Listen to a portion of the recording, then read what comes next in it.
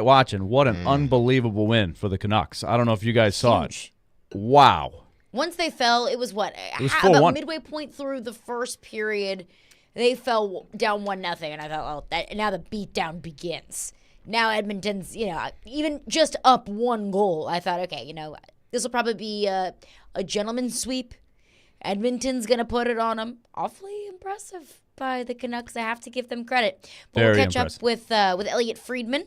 32 Thoughts Podcast. Here's the Sportsnet stat, at 1 just to p.m. keep in mind, when you're talking about, put it in perspective when you just watch the Predators play the Canucks. The Canucks held Connor McDavid to 0 shots. 0. 0. 0. Not one. Say it again. Not two. Less than one. Zero Zero shots for the shots. whole game? 0. He had Connor He had McDavid? one attempt. They did a masterful job on him. They can play D. And you're saying, well, how do they? Well, they got 4 goals. The goals were weird. They were weird. Vancouver, they had some terrible turnovers, and they had 2 goals go off their own defensemen while they were trying to block shots, but they were kind of sort of broken plays. And the kid, Sheloffs, had a couple of little shaky moments, but they held Edmonton to 17 shots for the game. 17. That is going to be interesting going forward. We'll talk to Elliot about that later. So Absolutely. the Predators aren't the only team when you're saying, oh, the Predators good, they couldn't score. Well, Vancouver has something to do with it. Their structure defensively is pretty elite.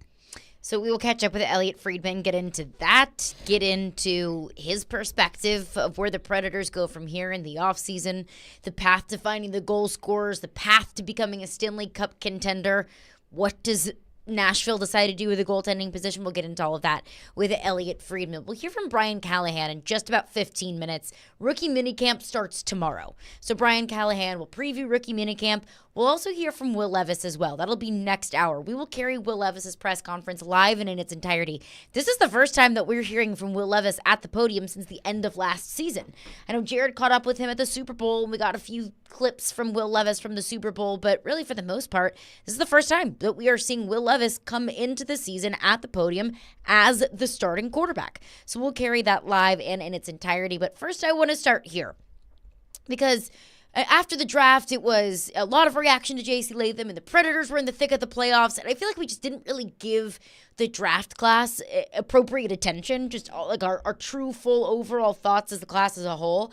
And of course, we'll have time to do that throughout the rest of the offseason, and once we get into rookie minicamp, how the draft class is kind of shaping up in minicamp, and then once we get into training camp.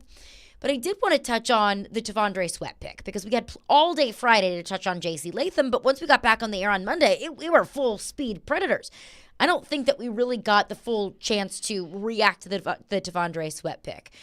I talked to Trevor Matich about it earlier this week when I was filling in for Jared. We got some insight from some Big 12 coaches that had to game plan against Tavondre Sweat in that stout defensive front that Texas had this past season. Before we get into those, though, we know that Tavondre Sweat is coming in with some red flags and some question marks. He had the DWI before the draft. His weight was a concern at Texas. He played at like 370. Thick, big boy. Beefy. But weight fluctuations and getting too big was a problem for him at Texas. So before we get into the evaluations from Trevor and other Big 12 coaches and the people that have watched the film, what is our concern level of Tavondre Sweat being able to stay on the straight and narrow and being able to stay committed to the right playing weight that the Titans need him to be at? It's going to be a opportunity for him to really take this seriously. I know when you're in college, you got a lot of other things going on, school, hanging out with your friends.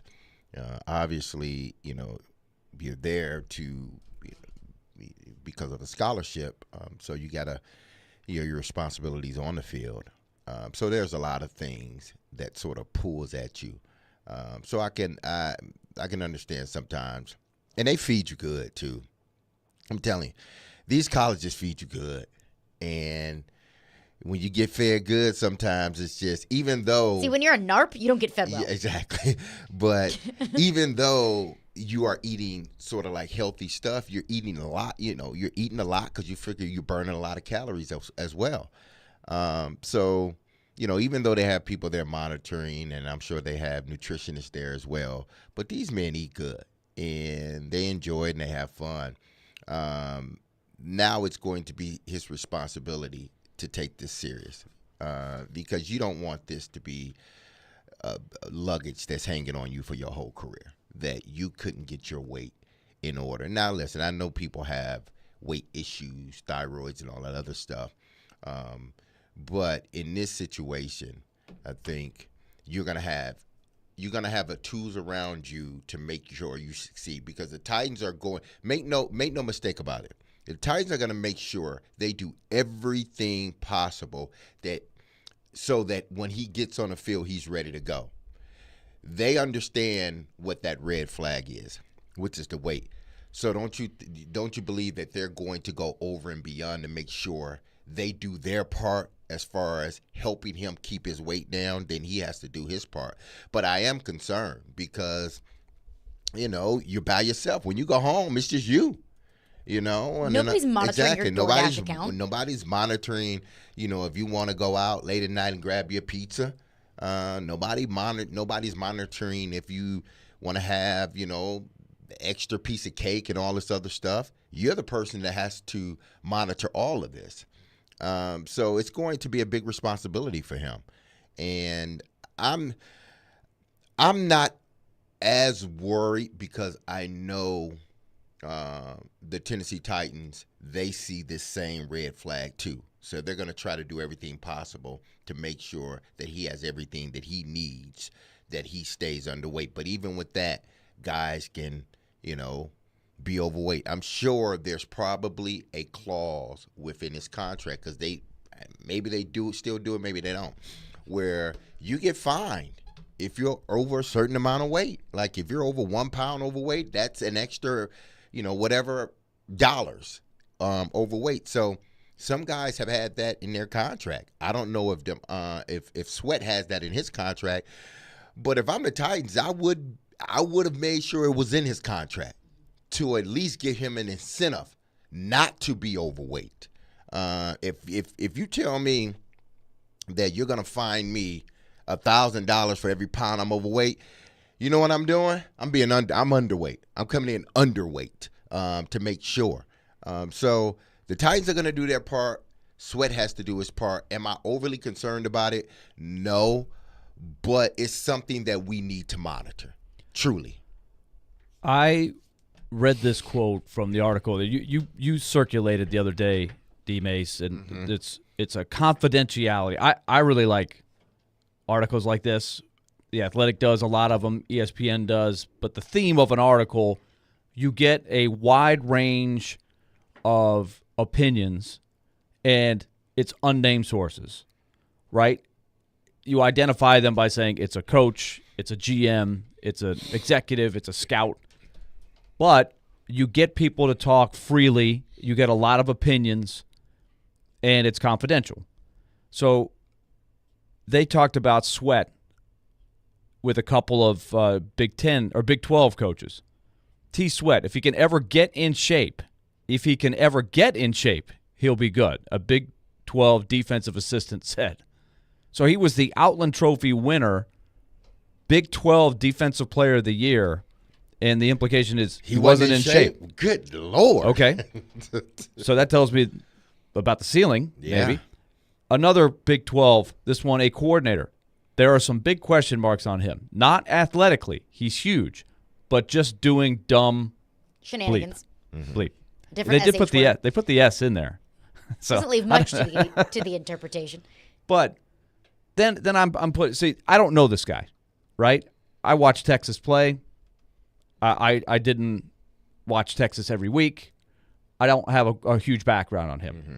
I did watch his Zoom press conference after he got drafted, and I did say to myself, okay, D-Mase always makes this statement. What can the NFL do for me? What can I do for the NFL? Mm-hmm. I think depending on which way he wants to go is going to tell us a lot, right? So to me, it looks like there is absolutely no question this guy is a special talent. Mm-hmm. But then, there's the other, driving while intoxicated. He got into that. He had that too. So I have seen a lot of people hear all this noise, know that that's the question on him, and say, you know what, I'm going to show you I'm a pro. I'm getting the message. Yeah, I got to get serious about this, and I'm going to go in one direction. And if it goes in another direction, you have, in extreme cases, like somebody like Isaiah Wilson. It didn't get it right away, it went off the rails. And there's a ton of avenues in between. But I think this is a really interesting case of making a bet on a guy that's got a really, really high ceiling and saying, we got to believe, we got to hope that he gets it, that he just gets it. Yeah. Right? Because I think that's what it's come down to. Yeah. Does he get it? Does he get what being a pro is about? And when you look at all of these things, and I've seen a couple different articles of some opposing coaches would call him a kind of class clown. I can live with being a class clown. Taylor Lewan is probably a little bit of a class clown in the locker room. Sure. But when he went out on the field, he did what he was supposed to do, and he was a damn good player because he understood that there was a time and a place.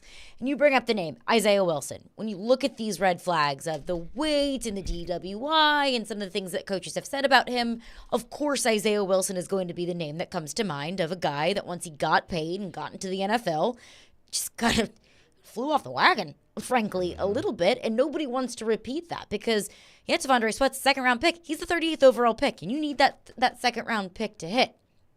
Here's my thing with one thing that you said, D-Mase. This is his opportunity to take things seriously. He should have been taking things seriously. He's a starting defensive lineman at Texas. Yeah, but when you're in college, it's a tad bit different. But is it? Yeah, it really is. I mean, I know I did some dumb stuff in college, but if you're not taking things seriously when you're in college and that you're declaring for the NFL draft and you got a DWI 2 weeks before the draft, that makes me question how seriously you're taking these things. Now, I will say, I understand that good people do bad things sometimes. That good people, smart people, make dumb decisions. And maybe that's what happened with Devondre Sweat. He's a good person and a smart person that made a bad decision. And luckily for Devondre Sweat, that might not, take him off the trajectory of his life. That he still has an amazing opportunity to be really impactful for this team and in this league. But I do fear if he's not taking it seriously 2-3 weeks before the draft, is he going to take it seriously now? I think the other thing that they would be banking on is they're going to put him right next to Jeffrey Simmons on the field, and I think if they're smart, in the training room, in the locker room, and in the meeting room, watch this guy, watch this guy. Does this not sound a little bit like the discussions we've been having about Askarov and Saros? I do think that there's Evangelista O'Reilly as opposed to Evangelista and other players that were there in the year before, right? I do think there is a lot to be said for that. Now, at some point, you can lead the horse to water, right? You can set up all the things you want, but at the end of the day, it's got to come from within Sweat. He's got to make the decision that, I will be at 365 or whatever the goal weight that they decide is. I will be at that weight. Because that's doable, right? If a player wants to be at a certain weight, he'll get there. Yeah, if he doesn't care that much, that's when you roll in. It's no big deal. I'm 5 pounds over, 10 pounds. But it's just like when the coach tells you, everybody will go around this cone and then touch the line on this running drill, or else everybody's doing it again. The point of the exercise is not, can you touch the cone, can you go around it? They're looking for the one guy that's cut in the corner and say, this is the point we're making. It's attention to detail. Everybody else is now getting penalized for this. So we'll just see what kind of guy this guy is. Because the talent, no question, I think is there. Or else he would have been drafted in the top round, right? He could have been if you look at the talent, he was a first-round pick. He may have been a top 20 pick. Had all this other stuff, the weight and then the DUI or DWI that he got. Was it a DUI? Driving while intoxicated. Yeah, DWI. So you take that away, which you can't. But if you this is a top 20 pick. This is why now this is why I say it's different from college because in college we feel we have we feel that we have a group of people protecting us, like we're protected like by the whole university, like certain guys or girls within the university, whether you're one of the sporting teams and you are that guy or girl, you seem like you're protected by everybody. So you may go about life a little bit more casual than not. So, because me in college, I did some dumb stuff and some things that I look back on. I'm like, man, one, I'm glad they didn't have cell phones. Two, like, good Lord, what was I thinking? It's just stupid, like dumb. Like, why did I do that? Like, seriously, why did I do that? Stupid stuff. And we all do it. But then once we get out of that confines of that comfort, that's when we realize, like, we're an adult. Like, we got to start making adult decisions here. So that's why, to me, the DWI, that's more concerning than the weight to me for this reason, because so many guys have stepped in the car in this league, and it has cost them their career. Mm-hmm. Ask Henry Ruggs. Ask Henry Ruggs. He's in jail now. Ask Rashid Rice. He may not have been drinking, but look what he was doing, drag racing. You gotta be very careful and smart when you've been out enjoying yourself. Because go enjoy yourself, have fun, but you gotta be smart when getting back into your vehicle. Did you learn your lesson from the last DWI? That's my concern. Like, did you learn your lesson? Because I know how it is. You go out with your boys. You don't plan on drinking. You go into it, man, I'm only going to have a drink or two, and that's it, I'm good. Then you start getting into it, and you had that one, then you had that two, and everybody's, it's a good time. Then you have three, maybe even four. A big guy like him, 3 or 4 may not do anything to him. Mm-hmm. So he's drinking more. That's why I'm concerned. That part I'm concerned. That's why they need to link him up with Jeffrey Simmons. And everywhere Jeffrey goes, he needs to go. I'm not talking literally, but I'm just saying you need to tag team his locker. Whoever's next to Jeffrey Simmons right now, right or left, they need to be moved. And Sweat needs. And I'm dead serious. Sweat needs to be right next to him. Yeah. In the meeting rooms, Sweat needs to be sitting right next to Big Jeff. In the main meeting room, the big meeting room, he needs to be sitting next to Jeff. On the plane, he needs to be sitting next to Jeff. He needs to find an example. Jeff went through some of those things you went through. Not the DWI, but having like red flags coming into the league. And see what he has done since then. He was like, that was a bad decision by me. I'm never going there again, and this is what I'm doing moving forward. This young man, meaning Jeffrey, is a model guy in the community. Mm-hmm. Everybody loves him. Put him right next to Jeffrey Simmons and don't say a word. That's why I don't know. I would love to know more of where that coach is coming from. Again, this is the good and the bad of this type of article. It's an anonymous coach. We don't know what team. Mm-hmm. We don't know how well he knows Sweat. Did he recruit Sweat? Mm-hmm. Is he really familiar with him? Does he know people that know him? So when he says just doing dumb bleep, how many incidents are we talking about here? Like this looks like it stems from something more than just the DWI. And now, if you look, when you Google his name, you don't have like 5 incidents like you did with Pac-Man, where you got there was the incident with the pool hall, and then there was the incident over here, and this, and they're like, wait a minute, you still drafted this guy? How did you not know that there were some trouble signs here? I don't see a long list with Sweat, but when a guy says that, I'm wondering, what is he talking about? Just bad habits, goofy stuff off the field? I think that's what it is. Yeah. Like the behind the scene things that we don't see. That's what I don't know. Not being serious when you need to be serious, or cracking jokes where it's harmless, but in the context of what's going on, it's probably like, dude, you need to be more focused. You need to be honed in on what we're doing. There's a time for play, and there's a time to get paid. Okay, right now is a time to get paid. We'll play later. Mm-hmm. You can do all that stuff later. And maybe that's what they're talking about, the inside stuff that Willie won't show up if we Google his name. The things inside the locker room, or things coaches have seen in practice and stuff like that. And let's remember, things don't come out unless someone wants them. Exactly. And if Sark wants that locker room to be a steel vault, it will be. Absolutely. If there are things that Texas football did not want to get out, it wouldn't. Here's my thing with Jeffrey Simmons. I go back to what Ryan Tannehill said, that, call it like wildfire. It's not my job to mentor Malik. And he's not wrong. That's not his job. But it's different. He can set a good example, and he can help Malik out whenever he can, but he's not going to go over to Malik Willis's house and make sure that he's reading the playbook and understanding everything okay. I don't think it's fair for us to say that now this is Jeffrey Simmons' responsibility to make sure that T'Vondre Sweat isn't ordering Chick-fil-A on Saturday morning. It's not his responsibility, but you're giving him an example. It's like a mentor. It's not the mentor's responsibility to make sure you're on a straight and narrow. The mentor's responsibility is to give you the tools, show you where the pitfalls is, try to guide you in the right way.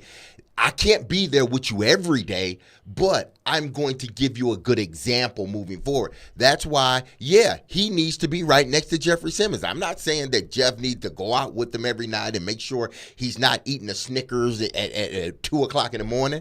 I'm not saying that. But once we are in the confines of our sort of world, the football world, Jeffrey, Sweat, y'all next to each other in the meeting room. Y'all sit right there. On the plane, you sit right next to Jeffrey Simmons. In the big meeting rooms, you sit right next to Jeffrey Simmons. Why? Because you're learning an example. He's an example for you. Watch him. Watch how he prepares. Watch how he studies. Look at what he does. Watch what he does and what things he's doing. Watch him in the lunchroom, the things that he's eating. He's a big guy too now. Jeff, he's probably 5 Big Macs away from being huge too, but he understands that, and he takes it very seriously. Like, I take my diet very seriously. I want to be the best deep interior lineman in the National Football League, and his career is starting off like that, meaning Jeffrey Simmons. Why wouldn't I put Sweat right next to Jeffrey Simmons and say, I'm not saying you're not going to put him next to Jeffrey Simmons. Like, I'm just saying this guy. The onus is not on Jeffrey Simmons. No, it's not on Jeffrey Simmons, but Jeff, to me, seems like the guy that don't mind. Like, listen, young buck, I'm young too, but you're a little bit younger. I'm going to give you an example moving forward. This is because I plan on being here for a very long time. And I expect you to be here just as long as I'm going to be here. And I expect you to play at a level that I'm playing at. You got the talent. You got everything. Now you need to come out here and be a grown man and be responsible for the things that you do. I'm going to give you a template of the things because somebody had to do it to Jeffrey Simmons. So why not Jeffrey pay it forward to the next person, which I think he will. It's not necessarily his responsibility, but he's a leader of this team.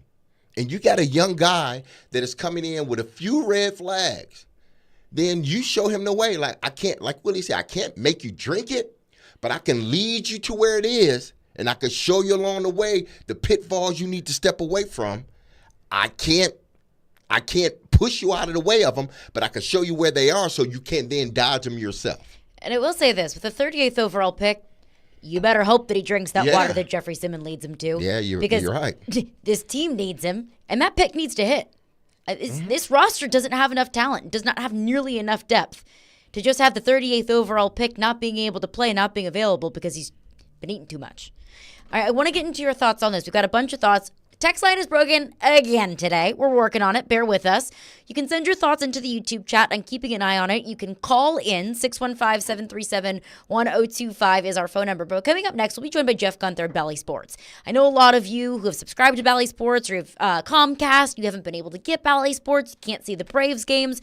Jeff Gunther will join us and kind of clear everything out and give you your best path forward as far as Bally Sports is concerned. We'll get into that coming up next. Caroline, Willy, D-Mase, we're brought to you by Zen Sports. Start earning cash rewards on your bets today. Gambling problem? Call 1-800-889-9789. Terms and conditions apply. Must be 21 or older and in Tennessee to bet.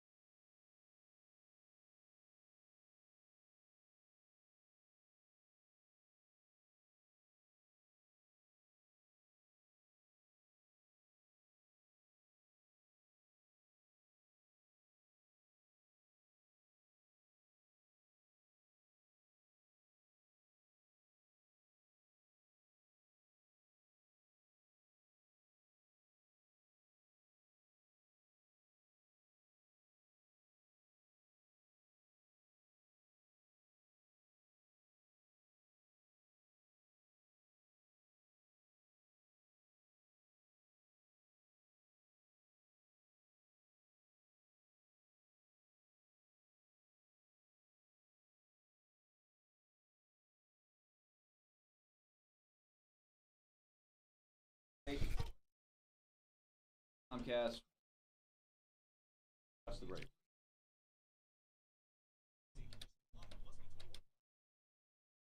Hey, this is Derek Mason, and you've heard me tell you about Dr. Lodge and his staff at Cool Springs MD for some time. If you have set out to lose weight, chances are it's not your first time setting a resolution to shed some extra pounds, only to face disappointment, people. At Cool Springs MD, Dr. Lodge and his team understands the frustration of this cycle, and that is why they offer a different approach to weight loss, people. We all need a different approach. We all can't use the same approach because everybody's body is different.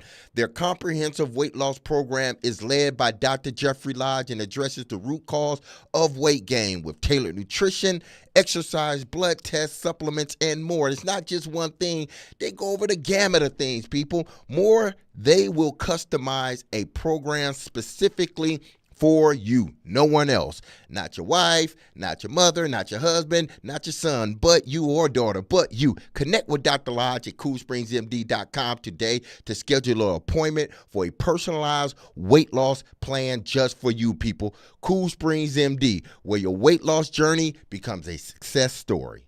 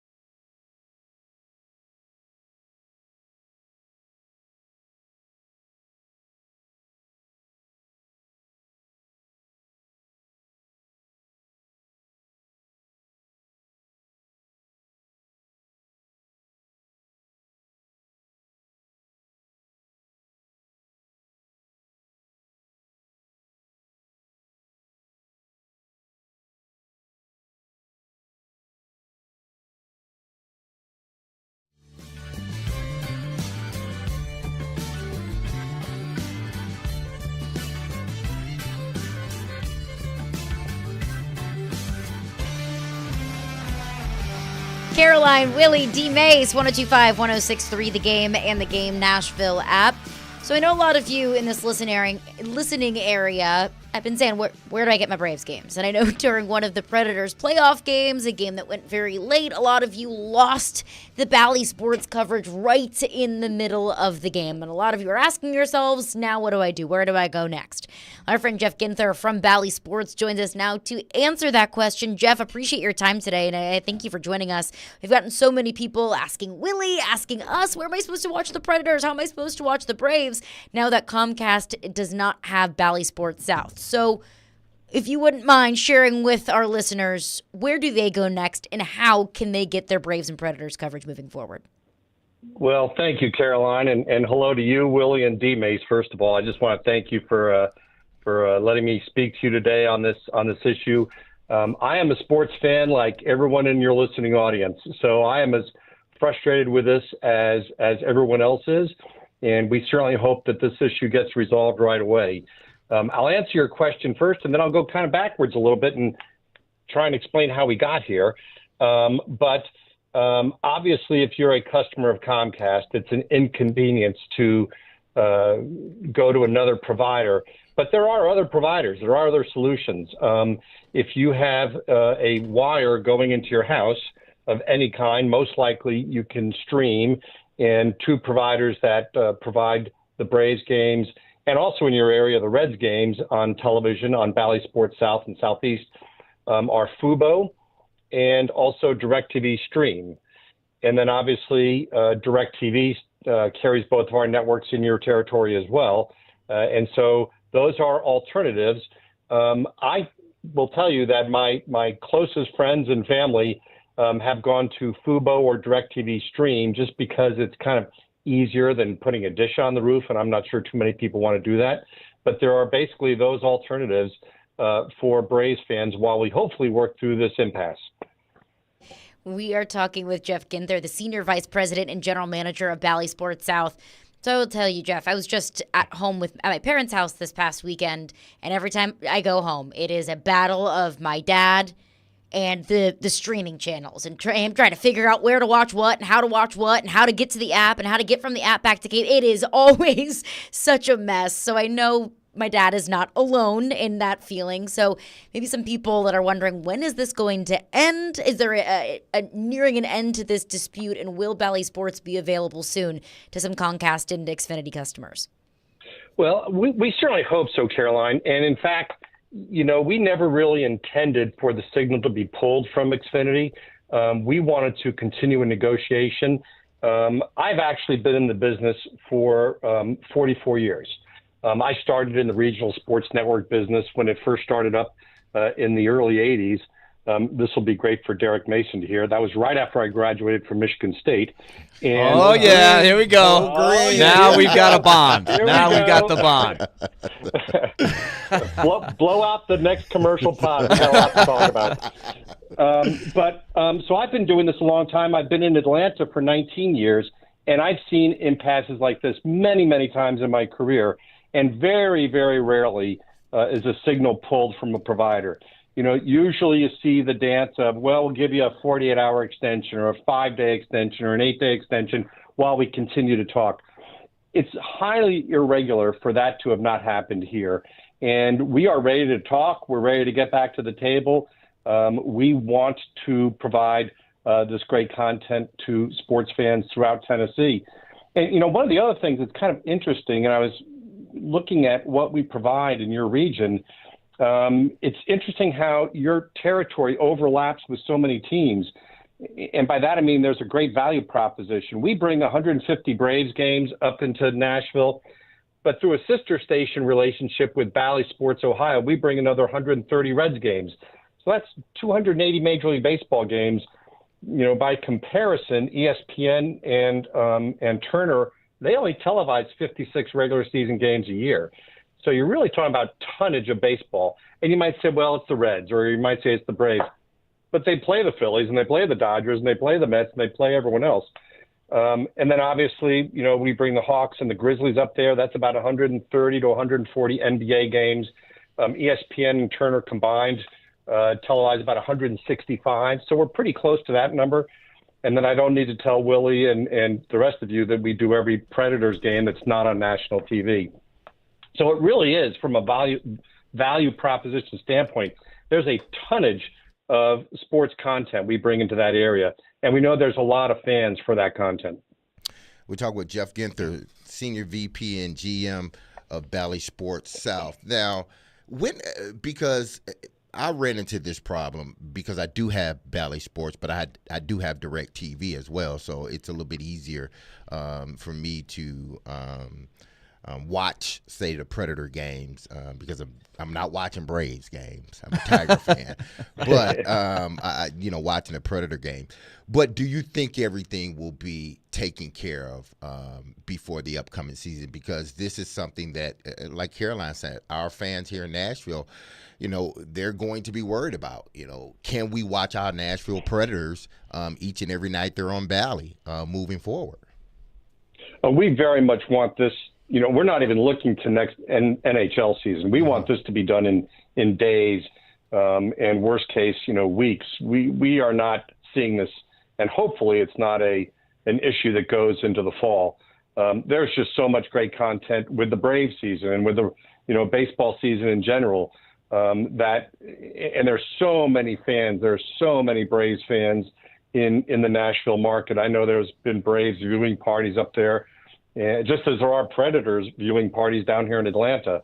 So we are determined to have this resolved as quickly as possible, and we're ready to talk. We want to get this done. Now, does it because, I mean, obviously the Memphis Grizzlies season was over very quickly, so we didn't have to worry about the postseason. Dang, D-Mase. Hey, I like the Grizzlies, but I'm just speaking truth here. But it affects the NBA as well, right? If things don't get sort of rectified before, sooner rather than later.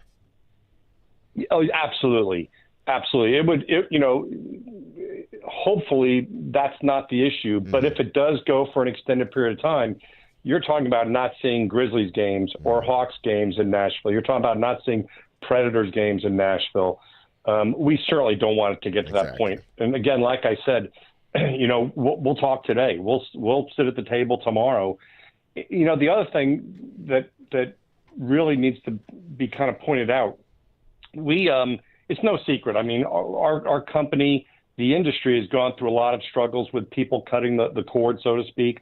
And, you don't have to Google Bally Sports very deep to see, we're going through a reorganization right now.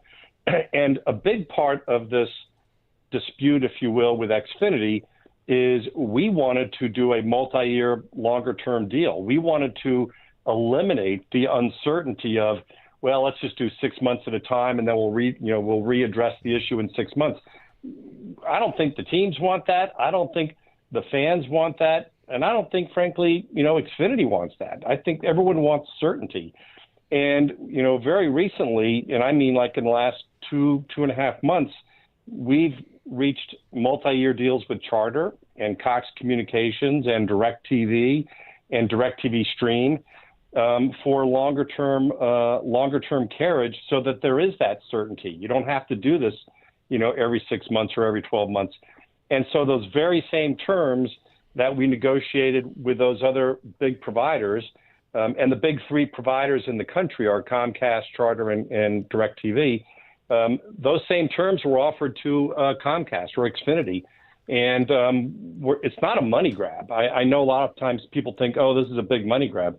This is basically saying here's the offer that everyone's agreeing to, and it's the same rate for everyone. It's not a haggle, and they agreed to it, and let's get it done and move forward.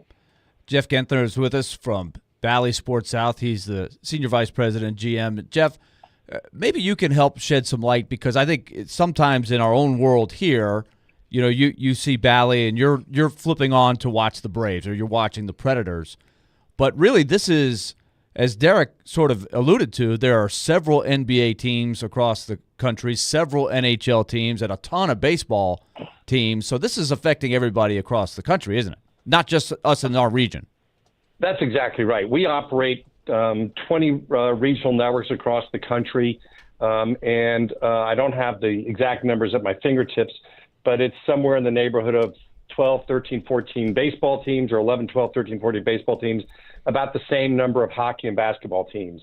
So you're talking about the hockey, basketball, baseball teams in Florida, Detroit, throughout most of Texas, the Midwest from Ohio up into Minneapolis and Wisconsin, St. Louis, Kansas City, the Indiana Pacers.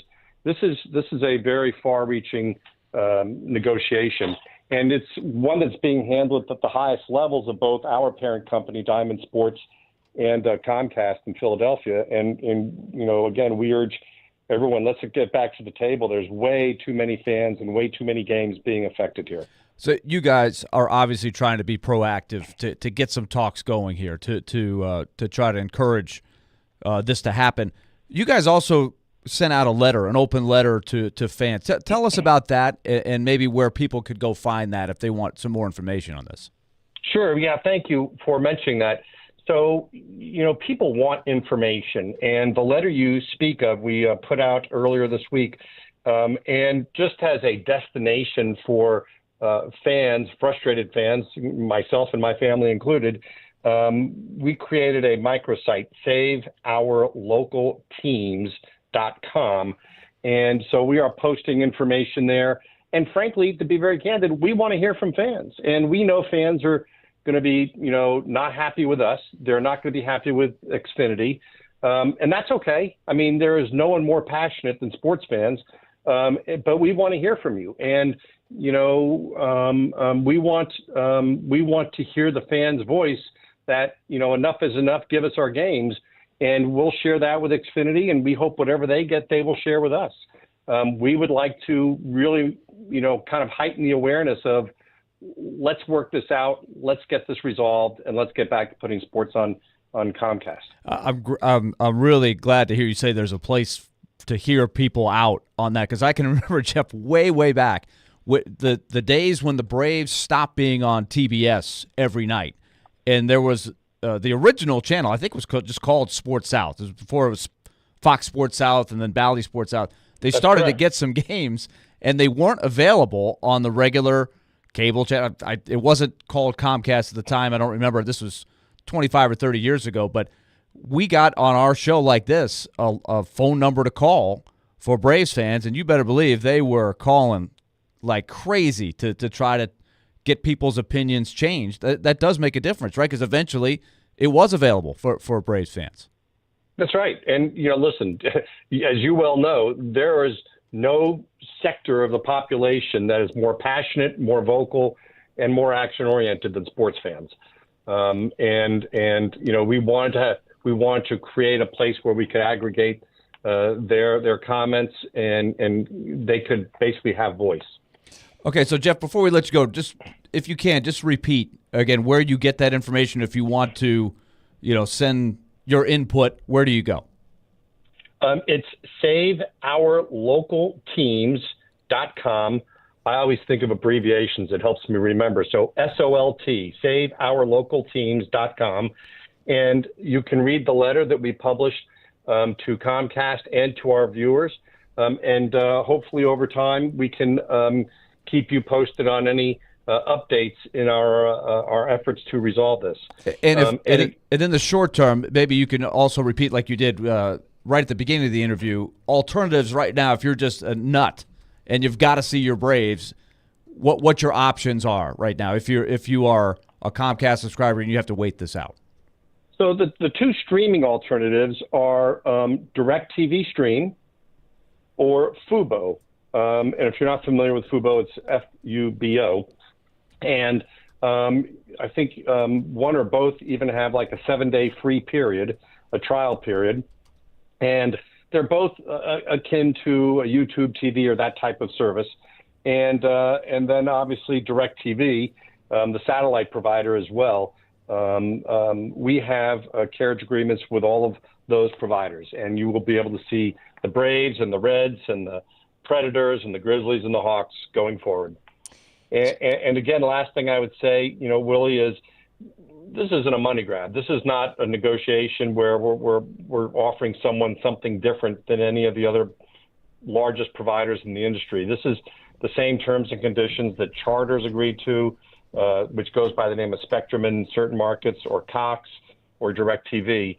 And we're looking for certainty. We want to enter into a multi-year deal and provide certainty to Xfinity. We want to provide certainty to the teams. And most importantly, we want to provide certainty to the fans. And to that point, sorry, Jeff, just before we let you go, if you're not able to come to an agreement, if you can't get a deal done with Comcast, then what's next? Well, I hate to hypothetically do that, but what is next is, we will continue to carry or provide our service to the providers that do carry us. We'll continue to try and get to the table with Comcast. When you're in a business like ours, it's a distribution business. It's no different than if you are the Nashville Predators. You want everyone to buy tickets. You're not selective, and we want as many providers as possible to carry our service. And so we continue to have those conversations, whether it's Xfinity or streaming services or any other provider of entertainment content to consumers. We want everyone to get our our content through whatever provider they choose. Jeff Ginther, Senior VP and General Manager of Bally Sports South. Jeff, really appreciate your time today, and thanks for clarifying that for some Comcast customers that are looking for their Braves and Predators coverage. Well, thank you so much for having me, and I look forward to coming back hopefully very soon and share great news with you all. Hey, Jeff, go green. Go green, go white, baby. Were you there? Was it who recruited you? Was it Perlis or Saban? Perlis recruited me. Charlie Baggett and Coach Williams, Bobby Williams, and then beginning of my junior years when Saban came in. So I spent 2 years with Saban, 2 years with the great legendary George Perlis. Well, I'll tell you what, I became very good friends with George Perlis. I actually ran the regional network in Detroit for years and signed George Perlis as a broadcaster. So D-Mase, you and I need to get together one day, and we'll talk green and white. Absolutely, absolutely. They say that D-Mase taught Nick Saban everything he knows. Everyone says that except Nick Saban, I think. He just doesn't want to admit it. Although I've seen Nick Saban's golf swing recently on the internet, and I hope D-Mace's swing is better than Nick. I got a little game, too. All right, there you go. Jeff, Thank you so much. Thanks for stopping by. Appreciate it. Jeff Ginther, Senior VP and General Manager of Bally Sports South. I know that's a very confusing time when you just want to watch the game and you want it to be as easy as flipping the TV on. Especially if you're not the cord cutter, right? Because the cord cutter is the one that has to really assess what do I need to watch, what's the best way for me to watch. The whole advantage is supposed to be when you are plugged in, like D-Mase and I. Now, D-Mase and I are DirecTV, so we were like, hey, what's the problem? I got all my games. Exactly. I'm all good. But you pay for the convenience of having all the games and not having to worry about all the streaming services. But because it's a game everybody's going to have to play. But that's what's tough about this is if you're plugged in, you're cable, you're like, I like cable, I watch my radio. Especially probably people in a little bit higher demographic who are kind of old school. That's what probably stings about this right now. So hopefully this will be resolved sooner than later. Absolutely. All right, coming up next, we'll get into your reaction to our T'Vondre Sweat conversation. What's your concern level for some of the red flags that T'Vondre Sweat is coming into the NFL with? And also, Brian Callahan is speaking at the podium. Some interesting comments he made about Will Levis, about Treylon Burks. We'll get into all of that coming up next. Will Levis live at the podium in less than 1 hour. Caroline, Willy, D-Mase, 102.5, 106.3 The Game.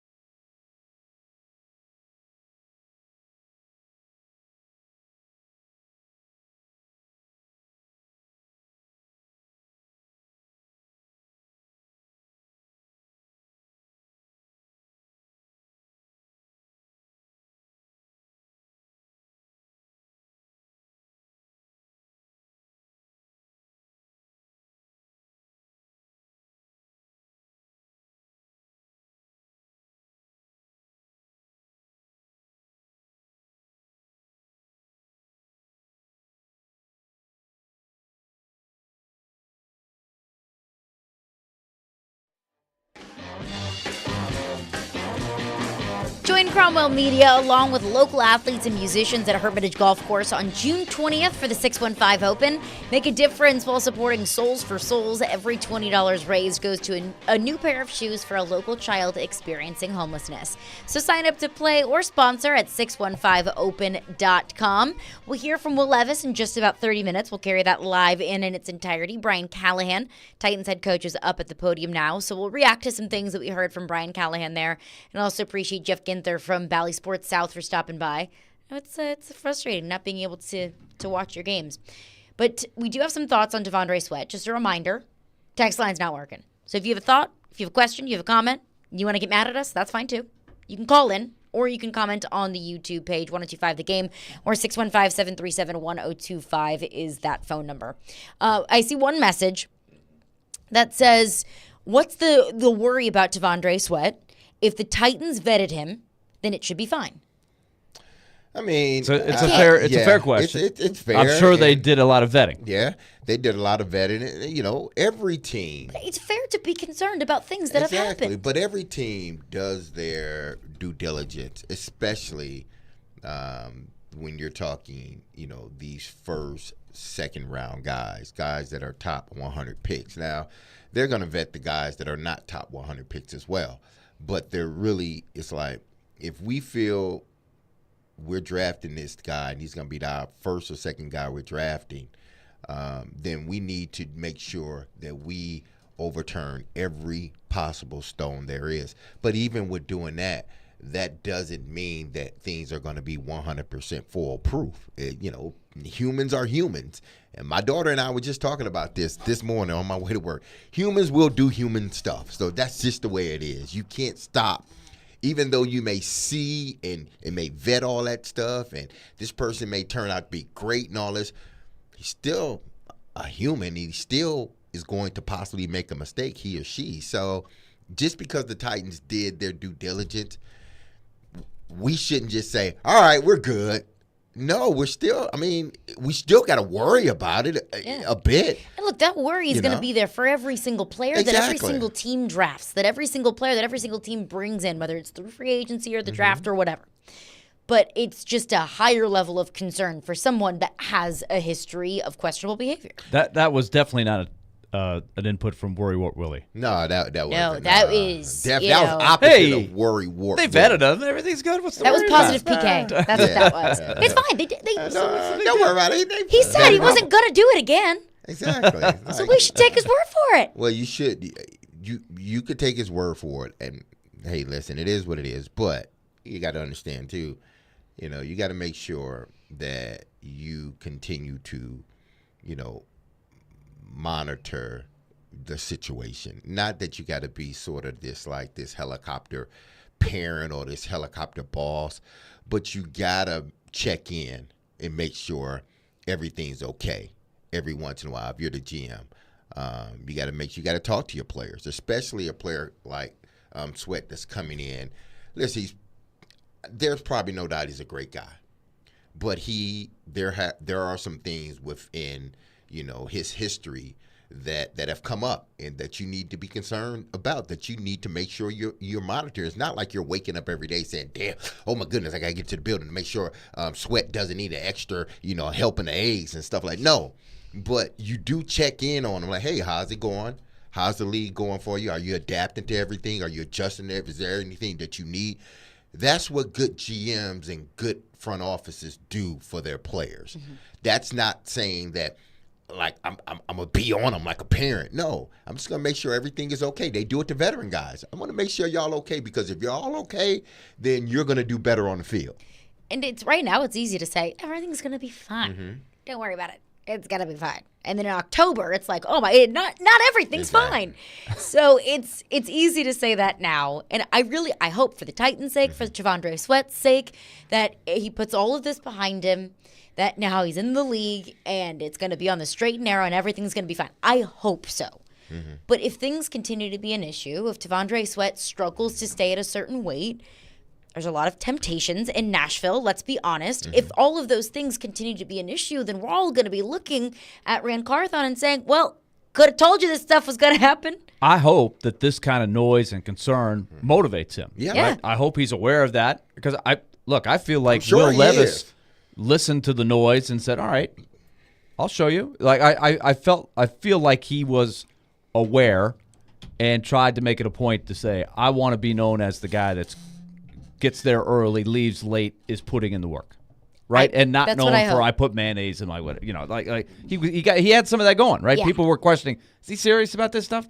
But I think he put in the work. Right, Took the bag of chips. if you don't get there, you don't want it to be because you didn't put it in the work. Right. You can still have your fun, but it's time when it's time to be a pro. You got to be a pro. Be a pro. We should have left those chips in that bag in that bowl. No, I'm just playing. Maybe he wouldn't fall into the second round. the chips. Exactly. He He just wouldn't have fell left into the the second Doritos. round. He knocked the in cone the over. bag. He knocked the cone over. Shouldn't have liked it over. Yeah. Hope it was worth it. Or sour cream and onion lays. Absolutely. All right, coming up next, we're just a few minutes away from hearing Will Levis up at the podium live and in its entirety, but let's react to some of Brian Callahan's comments. He just spoke with the media, highlighted the Tyler Boyd signing. Also, what are the Titans doing at right tackle? Fair question to ask. Brian Callahan addressed it, and we'll get into that coming up next. Caroline, Willy, D-Mase, 102.5, 106.3 The Game.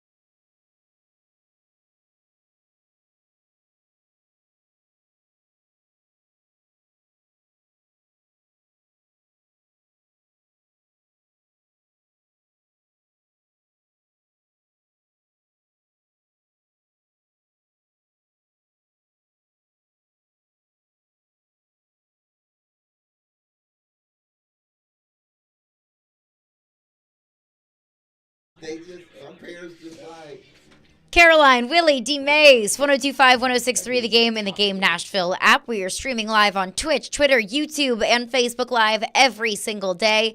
And we are streaming live from the Busy Bee Plumbing, Heating, and Air Conditioning Game Nashville studios, home of the $99 yearly Beehive membership, where the buzz is always about great service.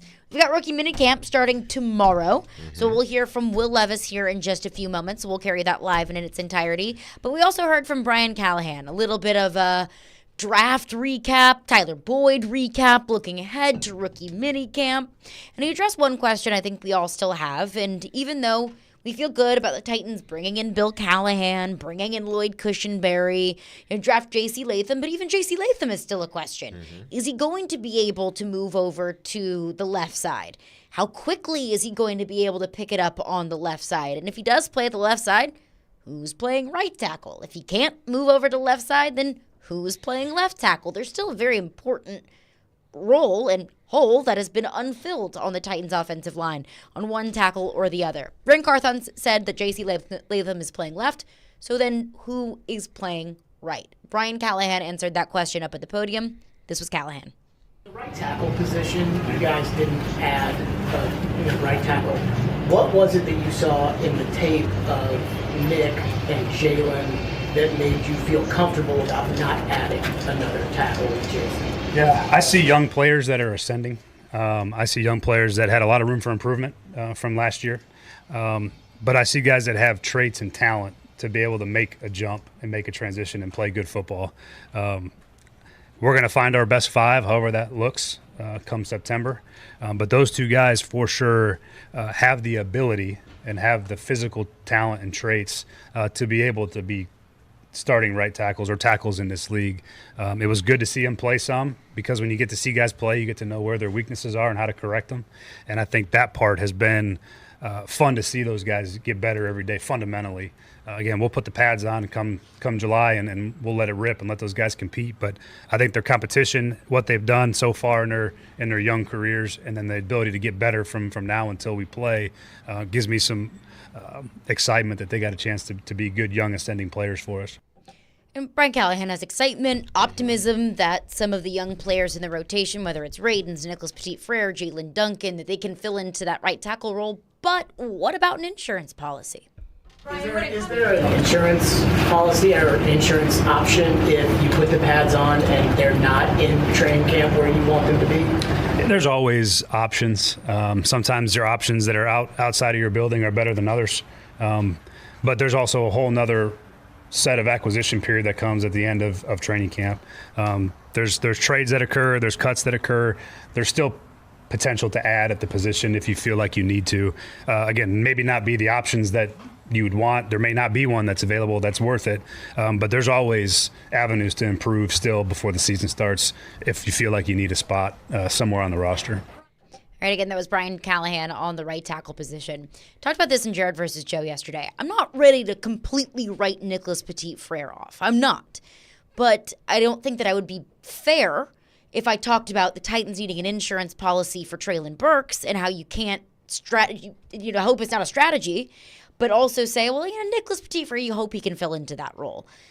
So what do we make of the Titans right tackle position? It's a position where they're looking for a starter, and they feel right at this point in time they have two or three guys that can battle it out. Here's how I look at this thing. That position does need to be improved. It needs to improve, period. Whether it's going to be one of the guys you got on the roster already or somebody else that you bring in outside the building, it needs to improve. But we have to. I'm going to wait. I know other people may not want to wait. I'm going to wait to sort of, argue that we don't have a right tackle or we do have a right tackle. Obviously, they're going to bring more talent in here as camp. That teams do that. They bring in talent just about every other day, bring in guys for workouts. He's right. Guys are going to get cut that may fit your team better. They may get cut for financial purposes, or, the team may want to go younger at that position. So you may be able to get a quality guy that's able to be your starter for this year and possibly maybe even another year after that. I'm going to wait because if Nicholas or Dillard Dylan Ratings, I got to believe in Bill Callahan. If he's seen something in them, because obviously they went to him first. Okay, you've watched film of all of these right tackles. What do you think? Who in your mind would be leading right now, or who would be your starter right now? And I'm sure Bill Callahan gave his assessment of each guy that would potentially play that position. So if that is indeed the case, then I'm going to lean more on Bill Callahan, that he's going to get these guys right. Because, listen, for the last 2 years, what have we argued about? The progression and sort of the maturity and the development of the right tackle, the offensive line, period. And we fuss so much about the person that was coaching them. We got to get him out of here. He's not coaching. These guys are not improving, which they were not. Mm-hmm. If Bill Callahan is the best offensive lineman coach in the National Football League, or one of the top two, we got to believe he's going to get those guys better. How much better, we don't know. He has to get those guys better. So I'm believing in Bill Callahan, that he's seen talent in Nicholas or somebody else. He's seen the talent. He's seen the trait, and he's going to work with them. I am not qualified to say these guys are trash. I'm not qualified to say that, especially now that Bill Callahan is on the roster. He's qualified to say whether these guys are trash or not me. So if they don't start, it's because he feel they were not good enough to start, and he will find somebody that's good enough to start at that right tackle position before the season starts. They will find them a right tackle that can play 17 games this season. This offensive line will be much better because they've drafted, I believe, pretty good. They went out and got some free agents that are good. They drafted a year ago their guard. So that right side, to me, is going to be solidified. I believe that's going to be the solidified. Left side. The right side is the side that may take a little bit of time. But I think it's going to get there because I'm believing in Bill Callahan. If it doesn't work, then, hey, they got to find them. They got to find them a right tackle. But I would rather be looking for a right tackle than a left tackle, because I can go get me a tight end, a blocking tight end that can help with that right tackle. I can do some things on that right side because the quarterback is facing the right tackle. I can do some things on the right side that can help the ineptness at that position, if there is indeed one. I can help. My quarterback sees that, so he's able to avoid it a little bit better. As long as I got my left side solidified and ready to go, I'm good. I will work on the right side. We can do some things schematically to make sure that we hold up on the right side and help on the right side. But I got to believe in Bill Callahan that he's going to get these guys. He's going to maximize their potential. What their potential is, I don't know. What their ceiling is, I don't know. But I think he's going to maximize it. Am I wrong in saying, though, that I thought Petit Frere was serviceable? He was okay, yeah. As a rookie, being thrown right in there on an offensive line that wasn't all that great. And now you have Callahan. And the coach that wasn't all that great either. I think that's you hope that you've upgraded in that area with his, and now hopefully he's older, hopefully he's wiser, because obviously a bad decision set him back big time last year. But I feel like that could hit. I don't think it's unreasonable to think you could have a decent starting right tackle who's still young and hopefully can get better. I don't think it's unreasonable. I think that's way better than just throwing more money out there at the Dillards or there's going to be tons of guys coming and going, but there's a reason they're out there right now, right? I mean, it's just hard to find offensive linemen on the streets. If you look at right, the free your way agent better, tackles. your better avenue is to develop guys that you've drafted that have.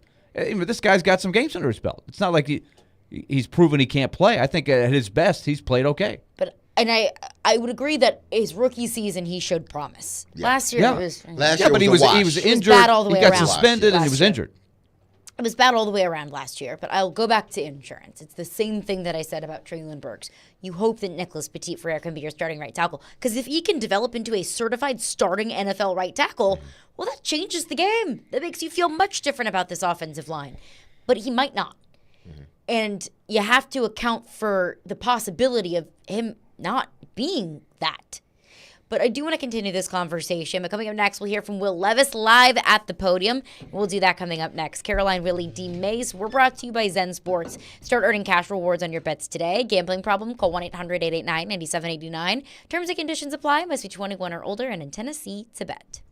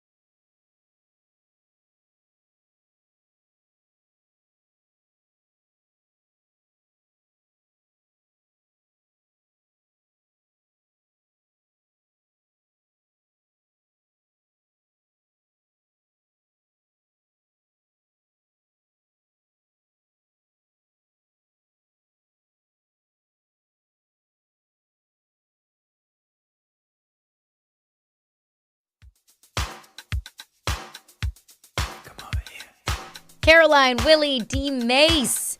Tune into 94.9 The Fan today as the Nashville Sounds take on the Durham Bills on the road. Pre-game at 5:20 p.m., first pitch at 5:35, with coverage also available on 94.9 The Fan app and at 949thefan.com. Sounds baseball on 94.9 The Fan, presented by Twin Peaks Family Leisure and Busy Bee Plumbing, Heating, and Air Conditioning. Quick little note that I saw towards the beginning of the show.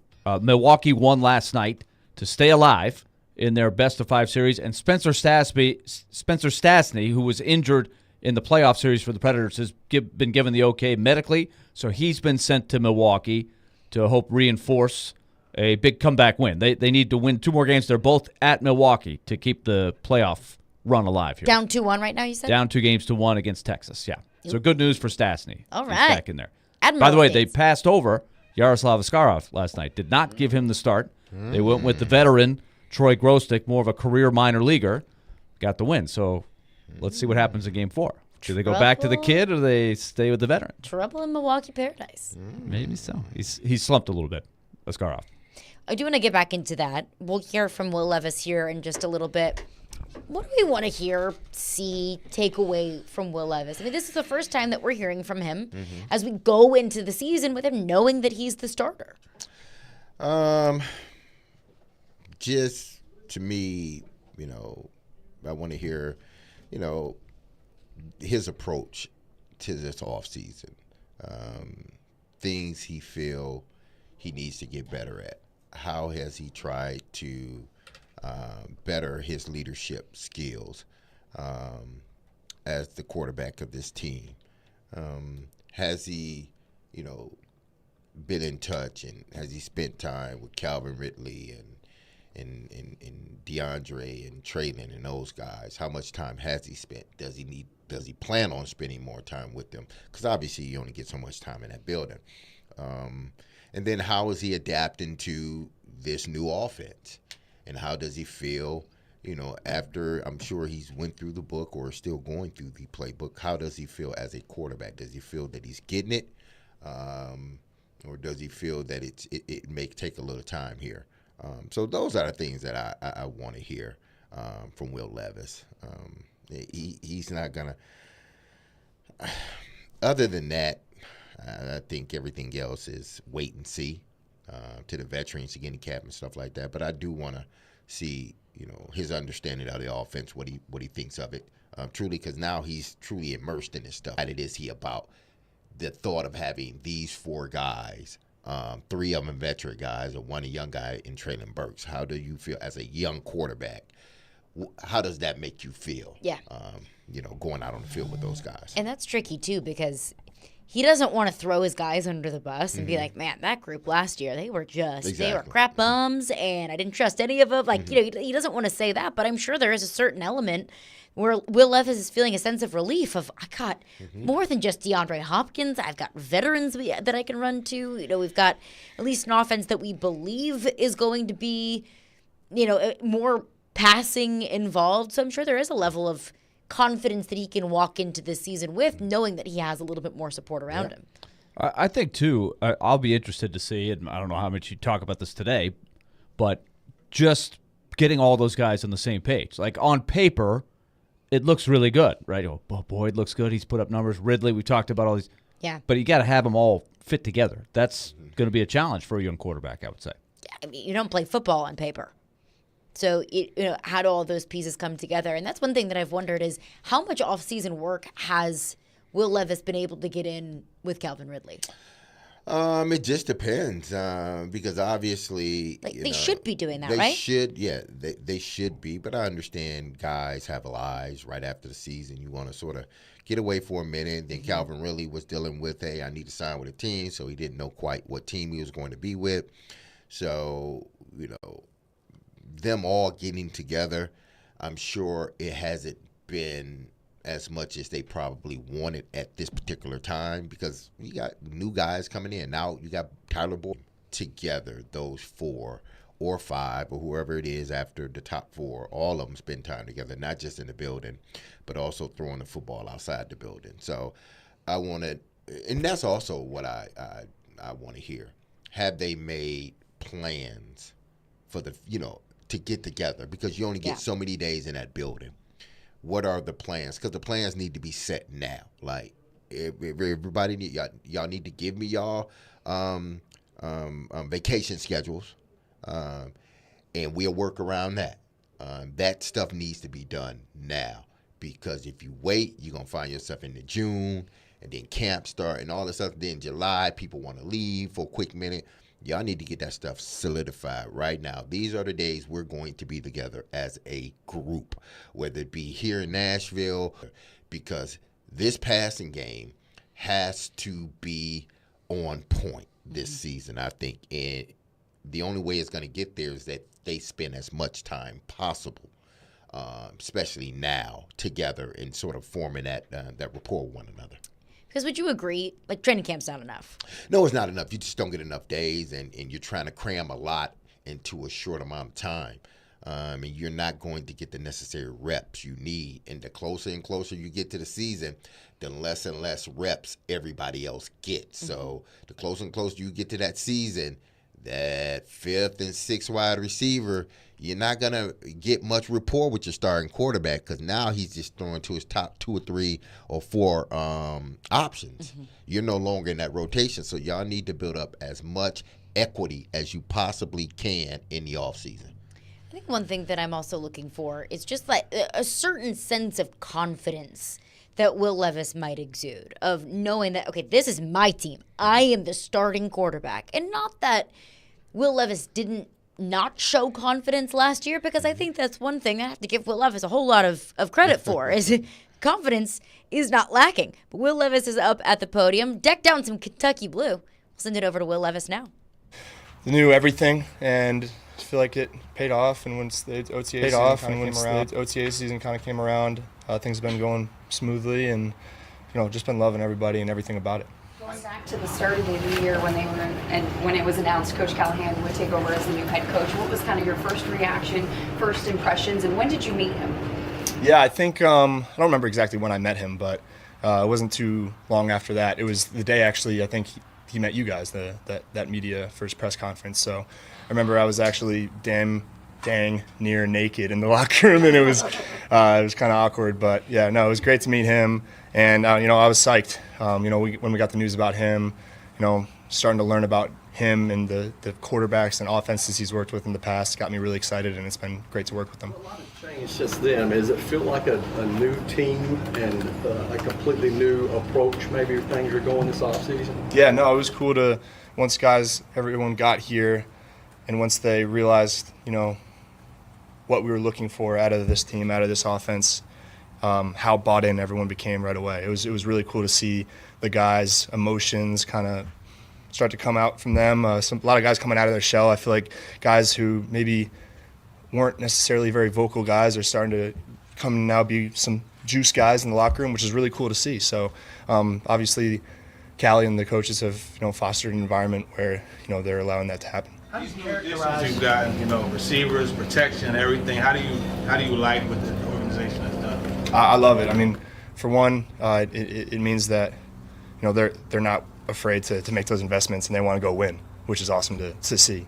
And we know that we had the guys to make it work, but adding more guys certainly doesn't hurt, and it creates more competition and more options. And I'm just excited to work with obviously the rookies who will be here today, and then when TB gets here to get the whole kind of group together, it's going to be awesome. How do you characterize, like, as a quarterback, wanting to make those guys better as well? Because everybody says, oh, well, they had the weapons to make Will better, but how are you going to make them better? I think just, for one, even like when we signed TB, like obviously, there might be some guys who might not feel great about it at first, just because they might think that their opportunities might be limited then. But I think it's on me to just instill confidence in those guys and tell them that if anything, it's just going to push you harder, and that regardless of who it is, that we know that we're going to put the best player on the field, and they got to trust that. And I think it's going to be great for all of us, and just great to have that environment of competitiveness, and everyone's going to get better because of it. How do you characterize this offense now, Will? How would you describe it? I'd say balanced. I mean, I know it's pretty vague, but it was cool the first kind of time sitting down, being able to talk to Coach Callahan and watch some stuff, showing a lot of drop back game in situations where we might not have seen that last year. So that was cool. So being able to throw the ball a little bit more, obviously that comes with the trust in the quarterback, and I got to earn that. But him making a point to me like, hey, we're gonna throw the ball. We're going to throw the ball on first down. We're going to throw the ball in all types of situations, and it's going to be on you, and we're going to trust you to do it. So that was cool to hear that, and makes me want to go out there and be the guy to do that. So I'd say other than that, I'd say confusing, not for us, hopefully for the defense. And, a lot of moving parts, a lot of things to make the defense think. A lot of things similar to what we did last year, but also just a little bit, our little bits and pieces, our new kind of pieces that we haven't seen yet. So it's cool. It's a fun offense. You guys familiar to you, Will, from previously? Any of it? Yeah, actually, language-wise, it's most similar, I think, to my first year at Kentucky. So that was kind of cool hearing some of those new verbiage come back to me. it's a whole mix though, and you can get caught into that game of like putting it into last year's terminology and trying to remember it that way, but you kind of just got to wipe the slate clean and put it into the language that we're trying to push to the guys now. But it is nice that some of the things kind of clicked with me right away because I'd already ran it in the past. Last year, when you got in the lineup, it seemed like you clicked almost immediately with D-Hop because he was a veteran guy who kind of knew the tricks of the trade. Now you've added Ridley and Boyd to that, more veteran guys. How much can those guys help you and to make the transition easier and to get on the same page? Yeah, no, I mean, they need to help me. I need to help them. And I think, especially with TV, I texted him. I was like, I can't wait to learn the offense from you. It's cool to be able to watch the tape and all these cut-ups and him balling out and making all these plays and, on the teach tape, running these routes exactly like how we're telling everyone else to. So that's going to be some great insight to hear from a guy who's been in the offense and knows what it's like when the bullets are flying. And then with Calvin already being able to throw with him, I can tell that we're going to be able to develop a really special connection. And he's a special type of player that I really do have to lock in with and get some chemistry with. But no, he's been great, and looking forward to get TB here. Will, Kelly talked to you about just playing with the tenacity still that you do, but not putting an elbow or jumping over a huddle. How do you balance that going into the second year of still having that edge to you, but doing it where you're not going to put your body at harm? Yeah, no, I think it's just constantly reminding myself and understanding and studying as to when the right opportunities are to do those things. But I just got to be smarter. Sometimes, ego and confidence can take over, and you think that you can get something done when it might not be the smartest thing to do. And it's hard to do that when the bullets are flying. And yeah, I got to be smarter, and I'm looking forward to being that for my team this year. This time last year, you're just getting here. How much you feel like you're ahead of the game, maybe from what to expect, but from a body standpoint, just a preparation standpoint, how much did that help you going into this year? Yeah, no, I feel great. Having these last 5-6 weeks to be with the guys and learn the offense. Obviously, having that jump start's huge. But physically, I feel like I'm in a better spot than I've been in a really, really long time. That was one of the things I was looking on improving the most this offseason, just getting healthy, getting my stuff back, and being able to play the game like I know I can. So it's been cool to feel my body, get to that point. And I'm going to keep working to even get past there. Do you have the potential of a Latham, Skoronski, Cushenberry, left to center sound pretty good to you? You like those prospects in terms of pass protection? Yeah, I'm excited to get JC here. I mean, he's a freak, and I'm excited to see what he's like on the field. And being able to meet him and his family was really, really cool. And I know that we made a great choice in picking him. So, I definitely feel like we're firming up that side. But all the other additions that we're making, everyone that we're bringing in, I feel like it's developing a really good environment of competition. And, like I said, best guys are going to play regardless of who they are. So I feel like everyone in that room is really locked in, already seeing great improvements with guys who've been here. So just really excited for that whole group. How much different does the weight room feel? I know there's some holdovers, but can you tell the difference in Zach's program? He was talking about guys being out of balance, maybe. Has he pointed out anything to you that's different? What's it feel like? It's been great. I mean, I've really bought into and believed in all the principles that they preach in there. I point to our speed stuff. That's been the biggest thing for me, is just getting my legs back underneath me and being able to run like I know I can. And I got to thank them for all the work that they've been able to do with me with their speed improvement drills and just all the different the mechanics of running that I believe in, that I have done in workouts in the past that I haven't in a little bit. But to get back to it, I feel like it's been really good for me. So, Will, if you can take a snap of a catfish from Lloyd, does that make it easier when it's just a football? For sure. We actually, we didn't know how it was going to go. We didn't take a practice snap. That thing was very slippery. It was some good wet ball work for sure. How'd it taste? It tasted like a catfish, yeah, but no. I remember I had to wipe my mouth off, obviously, but the taste stayed in my mouth for a little bit. I couldn't wait to get home to brush my teeth. What's the vibe in the QB room this offseason with Mason and now in the league? Yeah, it's been great. Mason's been a pleasure. on the field in the meeting rooms. He's been a great addition, and Malik's just been Malik. Malik's always been just such a great person for us on the team, and someone who's pushed me on and off the field. And I think they did a good job of finding someone that meshed really well with the room, and it's been really great. I've loved those guys. Will, Joe Burrow talked before about how he was almost friends with Callahan more than like a coach. Have you talked to him, Coach Callahan, about that experience with Joe Burrow, or how do you think one could relate to the other going into your second year like this?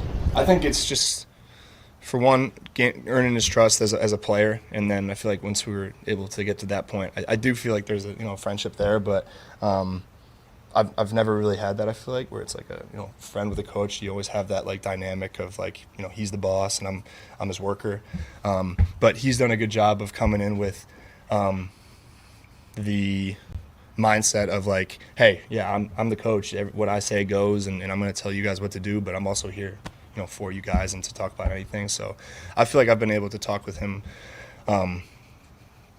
comfortably about other things other than football. So he's been great in that way. Knowing how much he's worked with Burrow, with Peyton Manning, Stafford, those guys, like, does that come up in conversation, or even are you watching some of the things that he did with those guys with him? Yeah, it's cool. I mean, all the tape we watch from the installs to even just the individual drills, it's Joe, it's Matt, it's Peyton, and it's cool to see those guys and know that they've been in in a system at least similar to this or very similar to this, and been able to have great success. So, it's big shoes to fill, but I want to be that next guy and get to that level. But yeah, I don't want to be them. I want to be me, but I want to perform and exceed the levels that they performed at. Part of that relationship, he was obviously documented too, is he actually said, hey, I want to listen to the quarterback more. If they don't like something, I'm willing to listen. Like, how much was that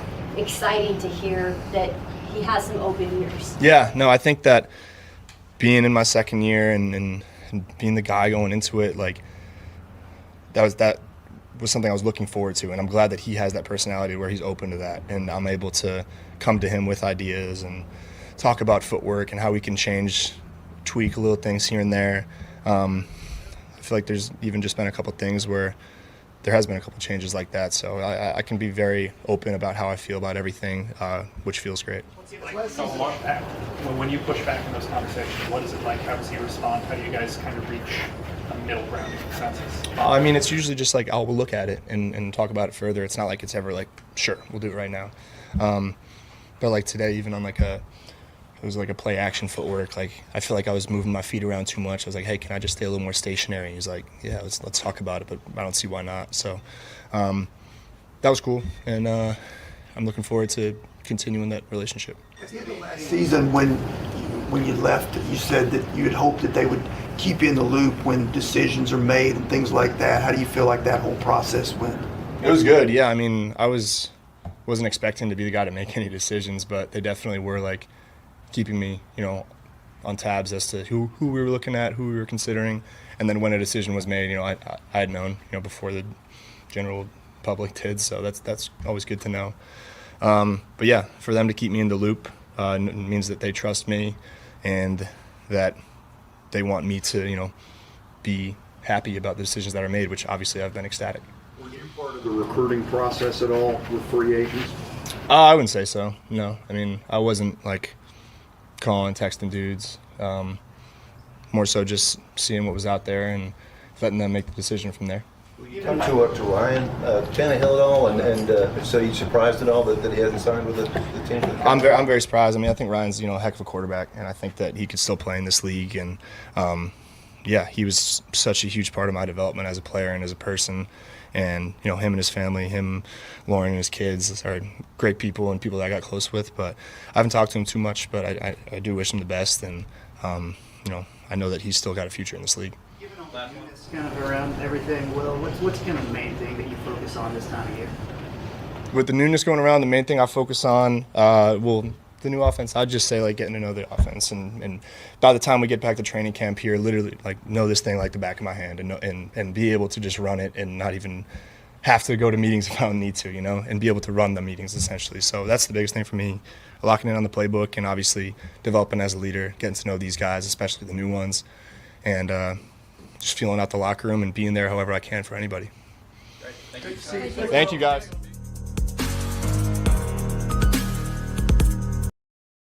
He said there that made all of us look at each other and raise an eyebrow and say, What's going on here? what's going on there? We will get into that coming up next. We'll also get into your reaction as well. Text line, still broken. If you've got a thought, call in or send it in on our YouTube chat. Do a skywriting message. You could do that. We can see out the window. It's a beautiful day. It is a nice day. If you want to do some skywriting or smoke signals, we'll try to work that in. Or you can knock on the door at the station. Yeah, just come over. Send a message to Nick. We'll get you on. Figure it out. We don't have a ton of room. It's not a huge studio, but a few people at a time. We take notes by pigeon, owl, Yeah. all that matter, stuff whichever too. way you want to do it. However you want to Like get Harry Potter, you got to have your owl, right? Yeah. Exactly. Morse code, whatever you want to do. Dip your feather into a little jar of ink. Whatever you want to do. Send it on over. They That call might it- be quicker than the text would We go take through. quill, right? all A quill? forms of communication, people. All of the above. Except text. We are right by the airport. So if you Everything, wanna- everything but the text. Everything If you wanna but- send one If of you those have a people- fax machine. Wait, do we have a fax machine? I don't know. They're still It may around. be one Fax machine? downstairs. I'm It sure may be Bud's one got a fax downstairs. machine down there somewhere. So we can fax it to Bud can run it up here. Y'all still have pagers, by the way?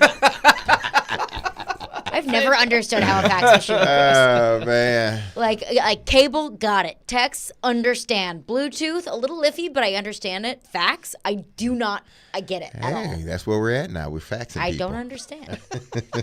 Fax your questions. We'll get to your faxes and smoke signals. Jim Rome used to do that all the time. He used to take the fax all the time. Get your faxes, smoke signals, all of the above, and your calls, 615-737-1025. The phones work, the texts just don't. We'll get into our reaction as well. Caroline, Willy, D-Mase, 1025-1063, The Game.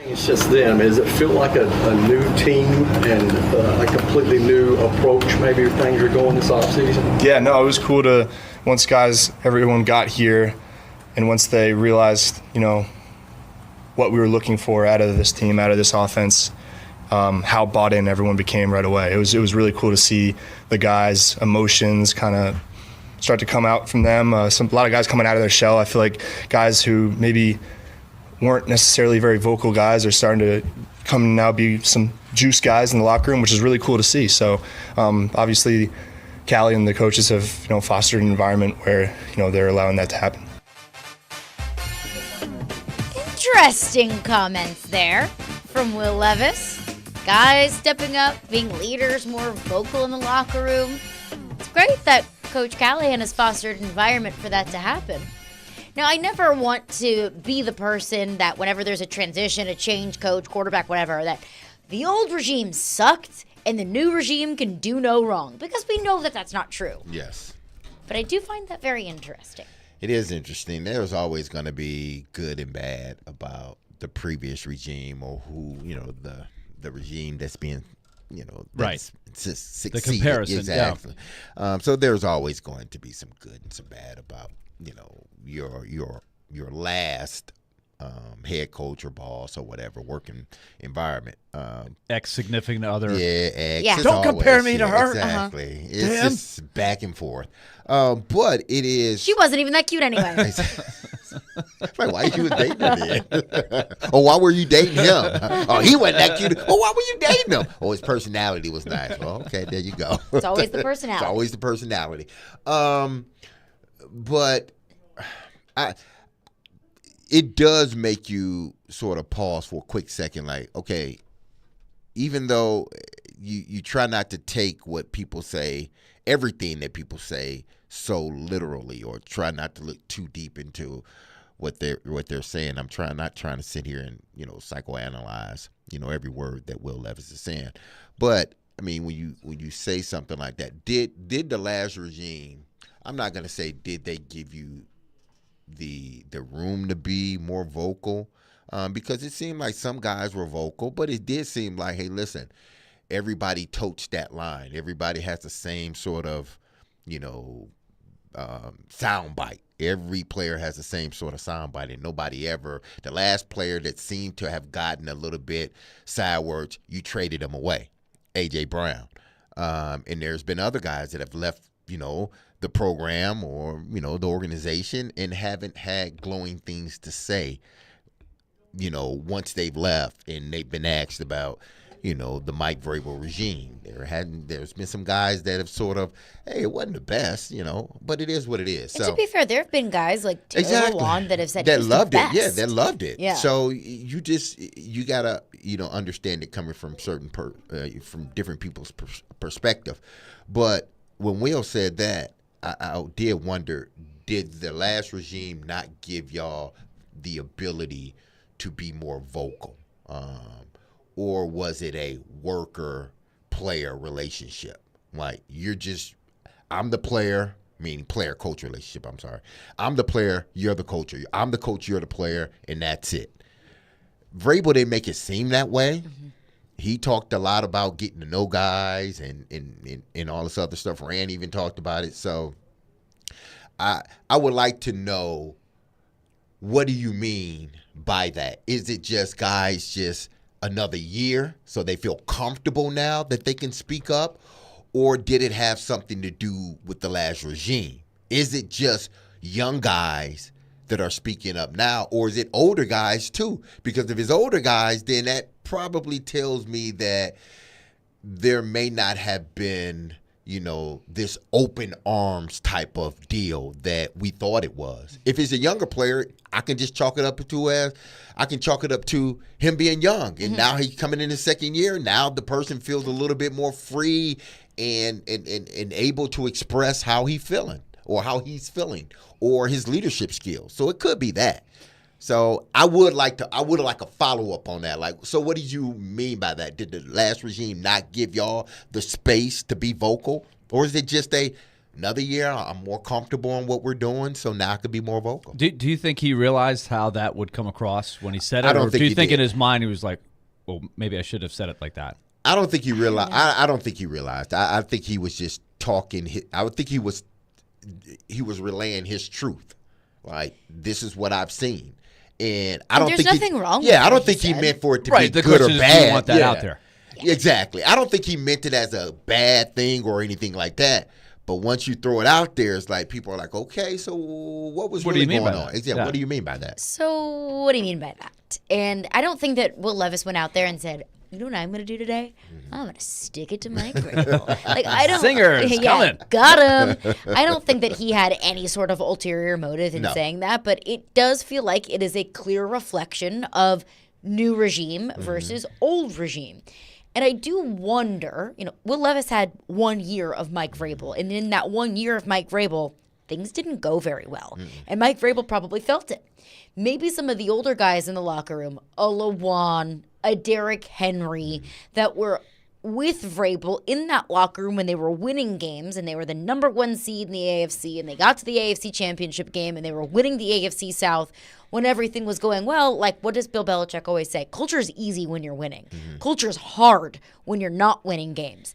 That maybe the feeling in the locker room coming from Mike Vrabel felt a little bit different whenever things weren't going very well. That maybe how some of the older players, more veteran players that had been with Mike Vrabel and maybe earlier on in his tenure felt a different way about it when they were winning. Will Levis, as a And the rookie, feeling- coming off the nightmare end of the year before, he comes in and it's not going real well when he takes over. That's Maybe different. They felt the tension maybe coming from Mike Vrabel when things weren't going very well, and probably when Mike Vrabel felt a little heat himself. But I do think, and it does kind of feel like the NFL is moving into a different philosophy of the Bill Belichick Patriot way of no one player is bigger than the team, of I am the coach and we are going to be very regimented, old school football style. It's changing into a much more player forward kind of philosophy, and maybe Brian Callahan and his philosophy and his leadership style is more reflective of this nouveau, laid-back NFL versus the Bill Belichick, Mike Vrabel football guy way. I think players just want to be heard. It's just like a kid, or for Willie and I, our adult children, basically. They just want to be heard. Not that things have to get changed, or we have to do it your way, even though my son does feel like we got to do things his way. But they want to just be heard. Like, what I'm saying, if I'm saying something, it's important to me that I need to relay it to you. If I feel like I'm being heard, then that's what I want. I don't want to feel as if, okay, yeah. But anyway, let's do this. No, I want to be felt. I want to be heard as a player. That's all these guys want. I understand the notion of no one guy is bigger than the team. I understand that notion. Yeah. I get that. But one guy can make your team. Patrick Mahomes is bigger than the team. Yeah. So one guy, I understand the notion and the premise of no one guy is bigger than the team. I understand that. I get that. And for so long, coaches would be their sort of soundbite. No one guy is bigger than the team. No one guy. Well, yeah, it is. Nowadays, yeah, it is. One guy can make or break your team. And you have to be very careful on how you approach things like that. Because if you have that one guy and you don't approach it the way, and if it's just my way or the highway, that person is going to dislike you, which is your leader, and then everybody else is going to dislike you because your leader doesn't like you. The leader of the team doesn't like you or doesn't feel as if you care about what they're saying. So these coaches nowadays, you got to balance balance hearing him, understanding him, and making him feel, him or her, making them feel like they got a place on his team. What they're saying is important, but also making them understand that everything that you say isn't going to be implemented. But I do hear you. I understand what you're saying. But for this play or this game, we're going to go away from that. Yeah. But that's all players want to do. Be able to go up to their coach, hey, coach, this is what I'm seeing. Maybe we should do this. Coach come back. Yeah, maybe we'll get that to the next half, or we ain't gonna be able to do that this game. Let's try something else. That's all players want. You want to feel comfortable. Exactly. You want to That's feel all ownership they over want. yourself and Absolutely. over your position. And maybe they were not feeling that the last year with Mike Vrabel. Look, that might not necessarily equal winning football games. Yeah. That might not necessarily, help you fix your right tackle situation or the safety hole that you have on your roster. And it might not be the right approach. Brian Callahan might not be the answer that the Titans are looking for. But it does kind of sound like it's a positive thing. Yeah. At least for whatever that's worth. Mark comments on the YouTube stream. Again, text line, broken. Says, I want in on the Fritz. Yeah, exactly. Says, I want in on the Vrabel bashing. He sucked it as a developer. He couldn't keep a team healthy, and we built him a new practice field. And then he threw the GM under the bus. I don't think that anyone built Vrabel a new practice field. I can understand. It's kind of why revisionist they history. said- I mean, why they said it, because he was a coach, and then it seemed like they started building all this new stuff. But I think they started it when Malarkey was coach, didn't they, or not? I think some of it, yeah. A little bit of it. It was in but the then a works lot- for Yeah, sure. but then a lot of it got done. Yeah, it's not while- his. They've done a lot of Exactly. stuff over a long period of time. Yeah, exactly. Look, I don't like the let's act like Vrabel did everything dumb and Exactly. everything this new Yeah. guy's got Yes. is going to fix everything. Everything's great now. We know it's not that simple. No. It's not that simple. it's never Vrabel that had his moment. Let's give him his due Exactly. for the moments that they had. He was a 100%. good coach. He He did is get, a good as we coach. said, a Yeah. ton of benefit of the doubt, especially from the national media. But I think he had a lot of credibility to where he wasn't really questioned a lot, especially from the further out you go. Fair? Totally fair. And look, the Titans were But the most anything injured team in the anybody league. does is going to have people that are like, I like playing for Coach Vrabel, and other people are like, I didn't connect as much. It depends with Coach on Vrabel. when you came in, I Yeah. think. When you came into the program, where the program was at. Because whether you like Vrabel or not, he did a good job while he was head coach. It wasn't perfect. It may be, the message got stale. I've always thought that Amy wanted her organization back because it was just too much stuff coming out, minus, against the organization, but pro the head coach. And I think she just wanted her organization back. But it doesn't mean that Vrabel was a bad coach. He did some great things, Yeah. and it was time for him to go. Absolutely. Okay, coming up next, Elliot Friedman, 32 Thoughts Podcast and Sportsnet will join us. We'll get his thoughts on what his perspective is. What should the Predators do this offseason? How do they proceed? Elliot Friedman joins us on the other side. Caroline, Willy, D-Mase, 102.5, 106.3, The Game.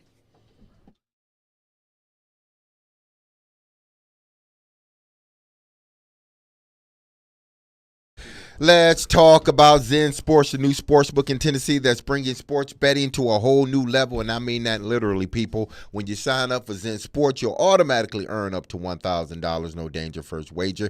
If your first bet loses, you'll be reimbursed for the amount of your bet up to $1,000. Zen Sports they also offer a true odds on all parlays and boosted same game parlays for all Tennessee sports teams, okay? That means boosted up to 20% over other books in Tennessee. And there's even more good news, people, because we love good news, especially on a Thursday.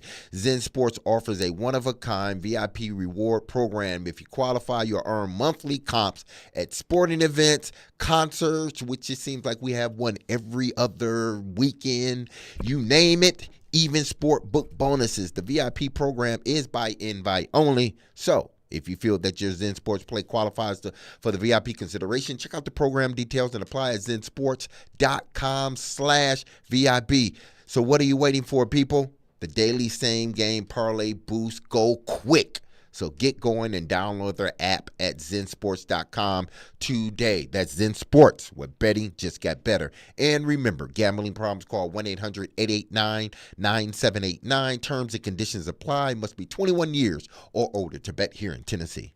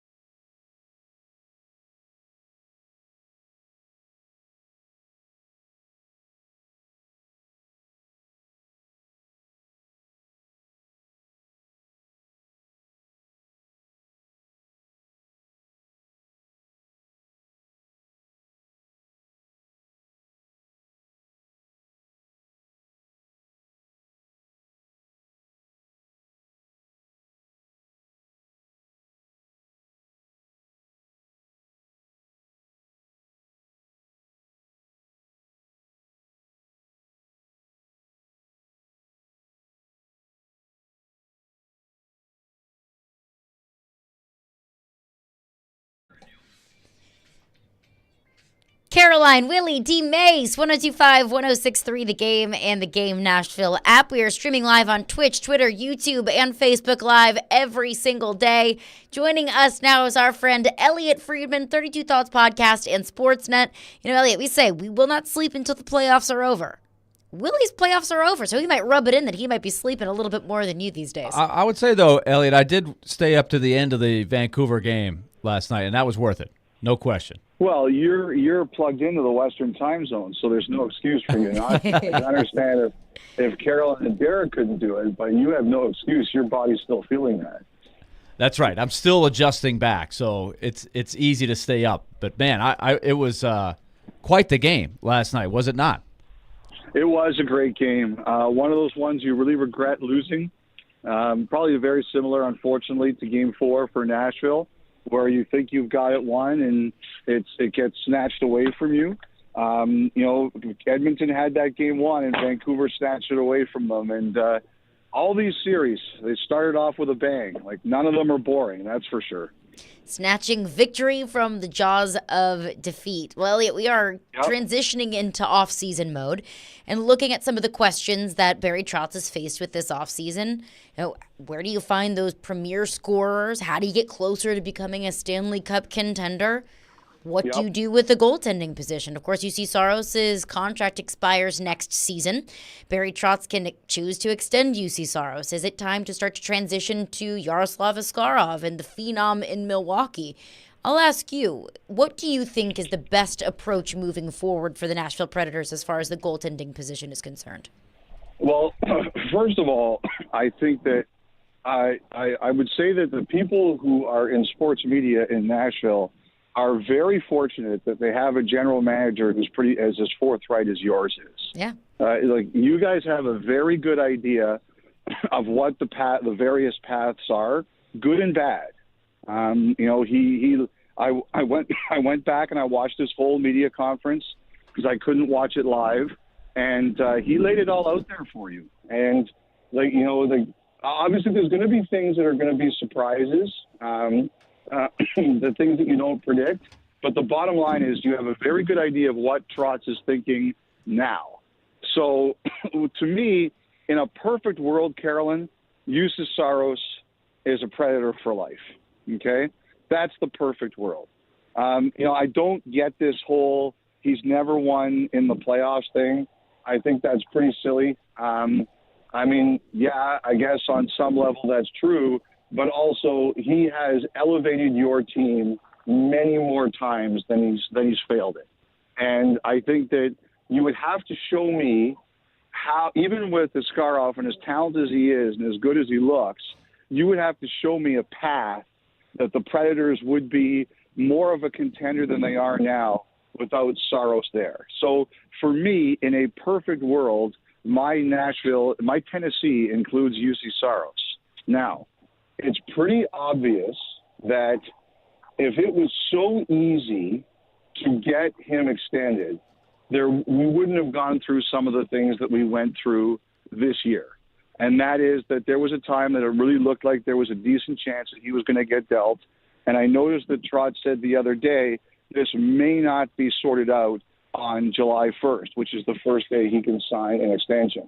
So what it says to me is that and these are negotiations, and eventually, if there's a will, the two sides will get there. But what it says to me is where the stakes in the ground were put earlier last season, they were too rich for the Predators' blood. And we've got to see, does that change at all? Do they bend a bit?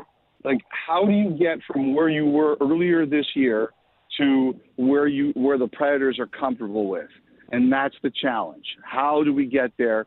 Because basically Trotz just said where it stands right now, we can't guarantee he's going to be a lifetime Predator.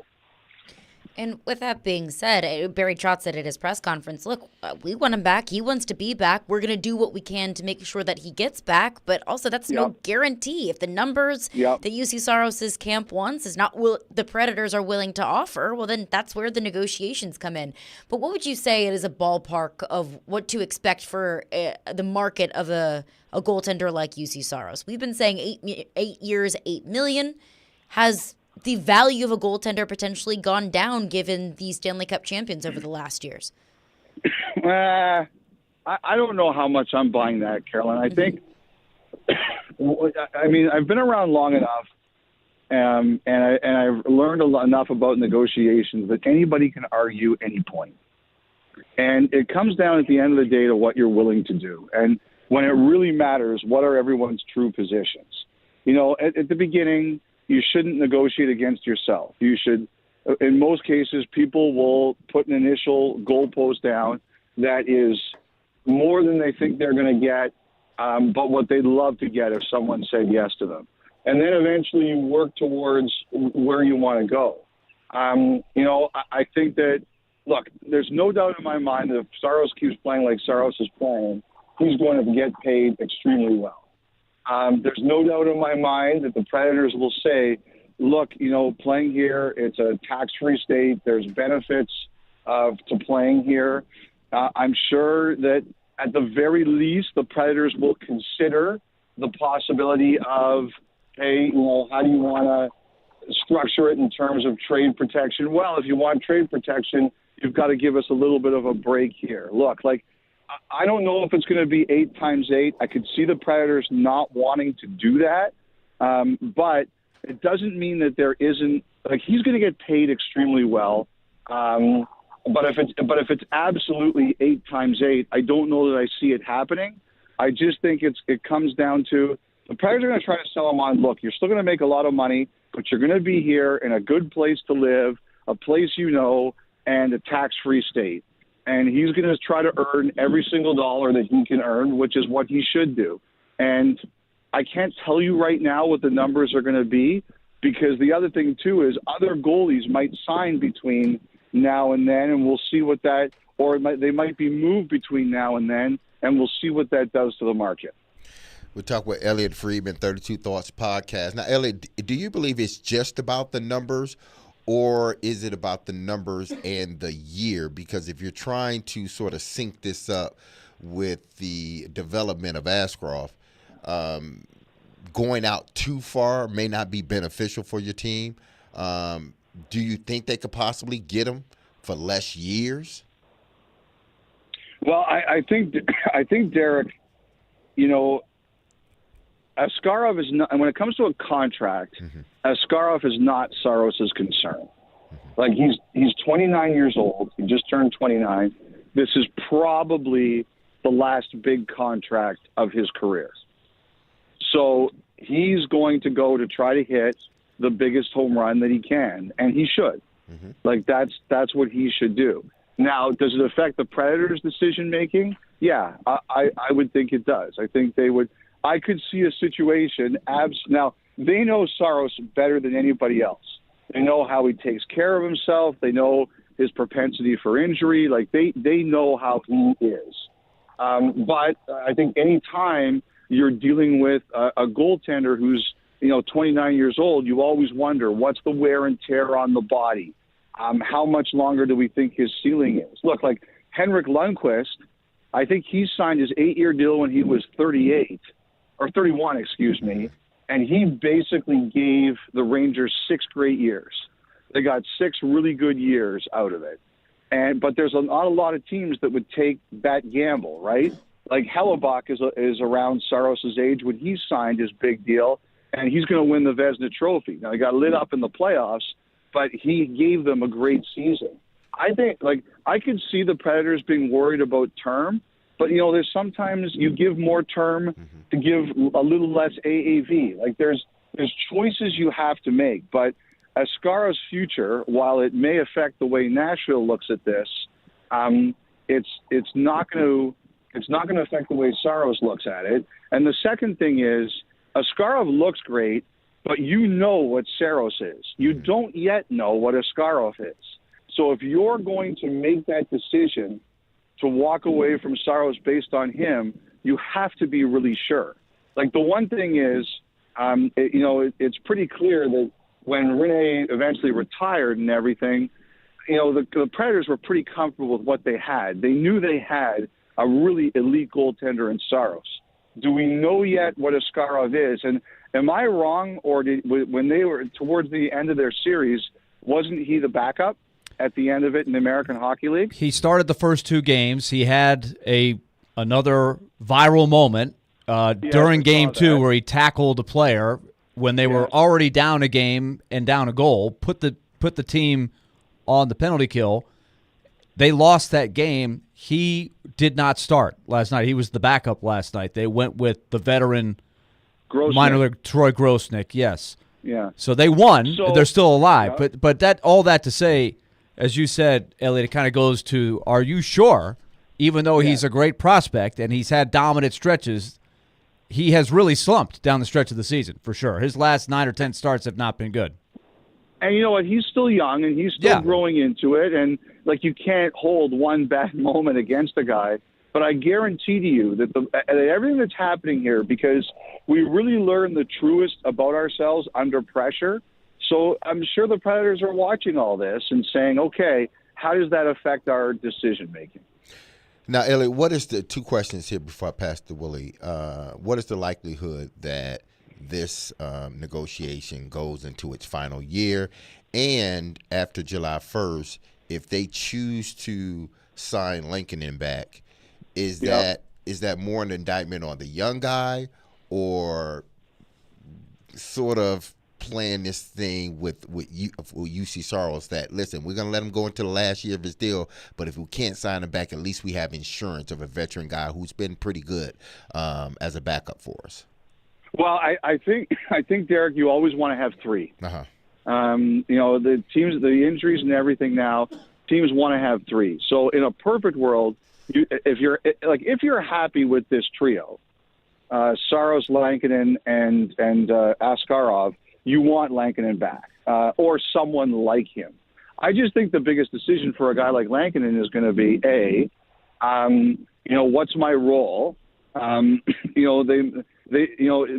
they say, okay, we're going to go into training camp next year, see who. Let's just say, for argument's sake, that their plan is to bring all 3 back. Lankinen's going to want to know, is he going to be the number 2 guy next year, or is he going to be the number 3? Because if you're the number 3, you might have to go down on waivers and someone can claim you. And, some players would rather know that they would probably rather look out there and see, is there a place where they think they're more guaranteed to be a number 2 and not have to move or risk being on waivers at the beginning of the season. I think that depends, Derek, on, do they say, no, the number 2 job is yours next year, or, we'd like Askarov to be the number 2 next year, or we'll let training camp decide. So I think those would be the kinds of questions that Lankinen would ask before he committed to anything. The thing with me is when it comes to, by July 1st, the Predators are going to know where things stand between them and Saros. They're going to know if they have a reasonable chance to sign him or not. There's a lot of time between now and then. Lou Lamoriello has one of my favorite lines. If you have time, use it. And I think that's what the Predators will do. They'll take the time between now and the draft to decide, do we have a chance at signing Saros? If yes, everything's great. If not, well, then they're going to have a decision to make. Do they go in with him next year, or do they explore the market? And I think we've got a couple months before we can figure that out. Elliot Friedman is with us. It's interesting you mentioned, Elliot, Lou Lamoriello. We were looking at some other contracts of other high-paid goalies, and one that pops out as, I would think... Sorokin, right. So how much of a comparable is Sorokin? Not a ton of playoff success, roughly the same age, and he's signed long-term for $8.25. And obviously Sorokin's stock is a little down because he lost playing time down the stretch, but obviously they're locked into him long-term. So what about that comparable? Well, I have no doubt that that's the kind of comparable that they're going to use. And they should. Sorokin's a year younger. So you're right. It's similar. Hellebuck, I'm sure that comparable will come up too. Although he just had a monster season, if a rough playoff. I'm sure all of these, there's a book I read years ago. It's called The Bald Truth. and it was by an agent named David Falk, and he was the agent who represented Patrick Ewing and Michael Jordan in the NBA. Basically, he ran the NBA. He ran the NBA, and he talked about a lot of those big negotiations. And the thing that I learned from it, and it was really a good lesson, is that if you have good comparables out there, you're going to use the good comparables out there. But if you have bad comparables out there, your best strategy is to say, well, that was their situation. This is not my situation, or this is not this situation. It really taught me a lot of the way people think when it goes into this. So as you guys have pointed out, that they could go in, Saros could go in and say, these are our comparables, Sorokin or Hellebuck or whoever you want to use. Well, the Predators could say, great. That's two things that could happen. They could say, great, we agree, deal done, excellent, everybody lives, happy ever after, amen. Or they could say, yeah, I get why you're saying that, but that was this situation and this is our situation. Like, for one thing, Tennessee is a more tax-advantaged state than New York is, and also, the province of Manitoba is. There's a lot of different things that can go into this. And I think the thing is, like I said, if it was so easy, they basically would have agreed to it months ago. It's a negotiation. It's a bit of a tug of war, and hopefully it all works out. But we'll see. Like I said, in 2 months, or the draft is now in 6 weeks.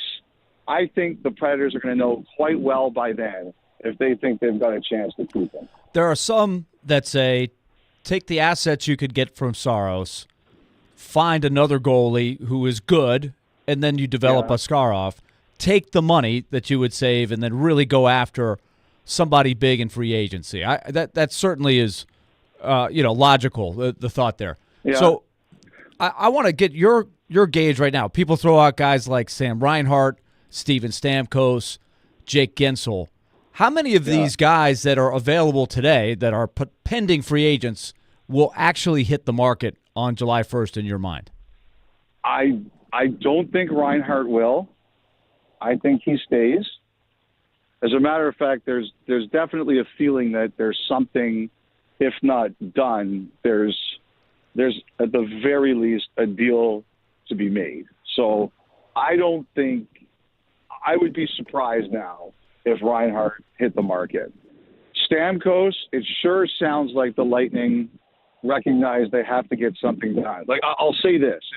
If Stamkos hits the market, and which I'm not expecting to happen based on the comments of the last week, I think you're going to have guys on your roster. Like I joked about it with you, like McDonough and Shen are going to show up at his house and kidnap him and take him to Tennessee. Right. I'm sure they've got that all plotted out. If yes, that day comes. And David Poile, he's taken a run at Stamkos before, and I know he's not the GM anymore, but he's still around, and I think people would see the fit. But I'm leaning definitely towards he stays, unless the offer that Tampa gives is so below what they consider acceptable that it doesn't work.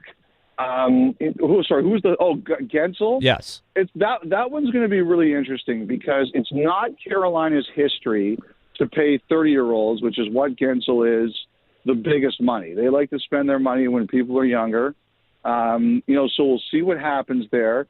I expect that if he hits the market that Pittsburgh will try to get him back. But so it's going to be competitive for him. But I do think of the three, I would say it's most likely that Gensel hits the market, but I do expect Carolina to try to keep him. We could have a whole show on the circus that's going on in Toronto right now, but we'll spare you because I'm sure the rest of your day is going to be spent with a large portion of that. But I do want to get a quick take from you on, I think from the prism of a lot of Predator fans, they're saying, wow, they really struggled to score in the playoffs against Vancouver. And that was true. And obviously Vancouver struggled to score against Nashville. But this was the highest scoring team in Predators history, tied for the most goals they'd ever scored in the season. I think it's interesting to watch to see if Vancouver can defend the Oilers the way they did. They gave up 4 goals, but as you saw, Elliot, there were kind of some fluky goals that were scored. They held them to 17 shots. And they obviously did a number on them in the regular season. I'm really curious to see how well they can defend and slow down the eliteness of the Oilers. Well, they did last night for a good, like Edmonton had no shots for the first 15 minutes of the third period, which is, borderline unheard of for them. The thing about the playoffs is, and you know what? I think you guys showed this pretty good too. This is one of the things I really liked about the Predators in that series, is that you can't win in the playoffs unless you can check. And what I mean by that is, for people who aren't familiar, is if you don't have the puck, how good are you at getting it back? And how good are you at winning battles? Puck's there, Predator versus Canuck, which player comes out of it, and how good are you at defending your turf? It's a very different game than in the regular season. And I thought you guys were pretty good at it. There were a lot of block shots. There were games you had territorial advantage. There were games they had territorial advantage. But, you were going up against a really hard-checking team, and I thought you guys acquitted yourselves quite well. Could you use some more scoring? Absolutely. But you were facing a good, hard-checking team, and you guys didn't back down. And, that's the thing about Vancouver, is whenever things go wrong for them, and it did last night, they don't break down what they're supposed to do. Like one of the most important things in sports is when things go wrong, can you get back to the base of what you're supposed to play and get back to it and just stick with it and grind your way back in? And that's what Vancouver did last night, and that's why I think what I think makes them a very good team. Elliot, appreciate your time today. I know that we'll continue the Predators off-season conundrums throughout the rest of the off-season, but we appreciate you stopping by. We'll instead of the summer solstice, we'll call it the sorrow solstice. We'll just keep talking about it. There you go. I like it. T-shirts are being printed as we speak. All right.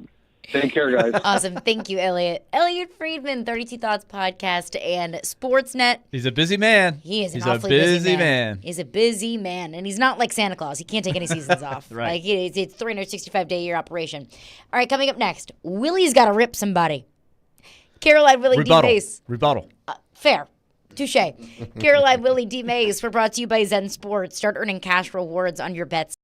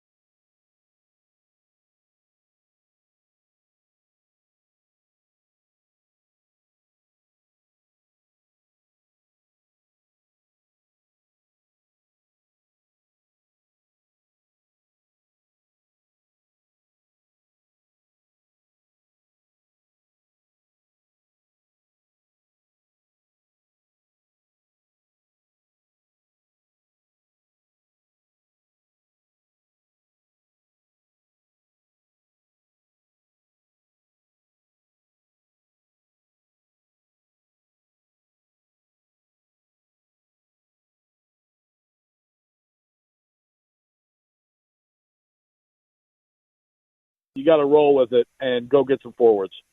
So I think that Willy Donnet convinced me on your show, Joe, the other day that what they need to do is they need to re-sign Saros for more money. They need to play him less, and they need to have Askarov be the backup for 3 years. I'm kidding. Yeah. That was an all-timer of a freaking take by Willy, by the way. Let me say this. Saros got to go. He's got to go. I mean, at the end of the day, the reality is his next contract will cost more money than he's making now, right? Like, that is undisputed. That he's making $5 now, and we're looking at probably anywhere between $7.25 and probably $8.25 for Saros on a new deal.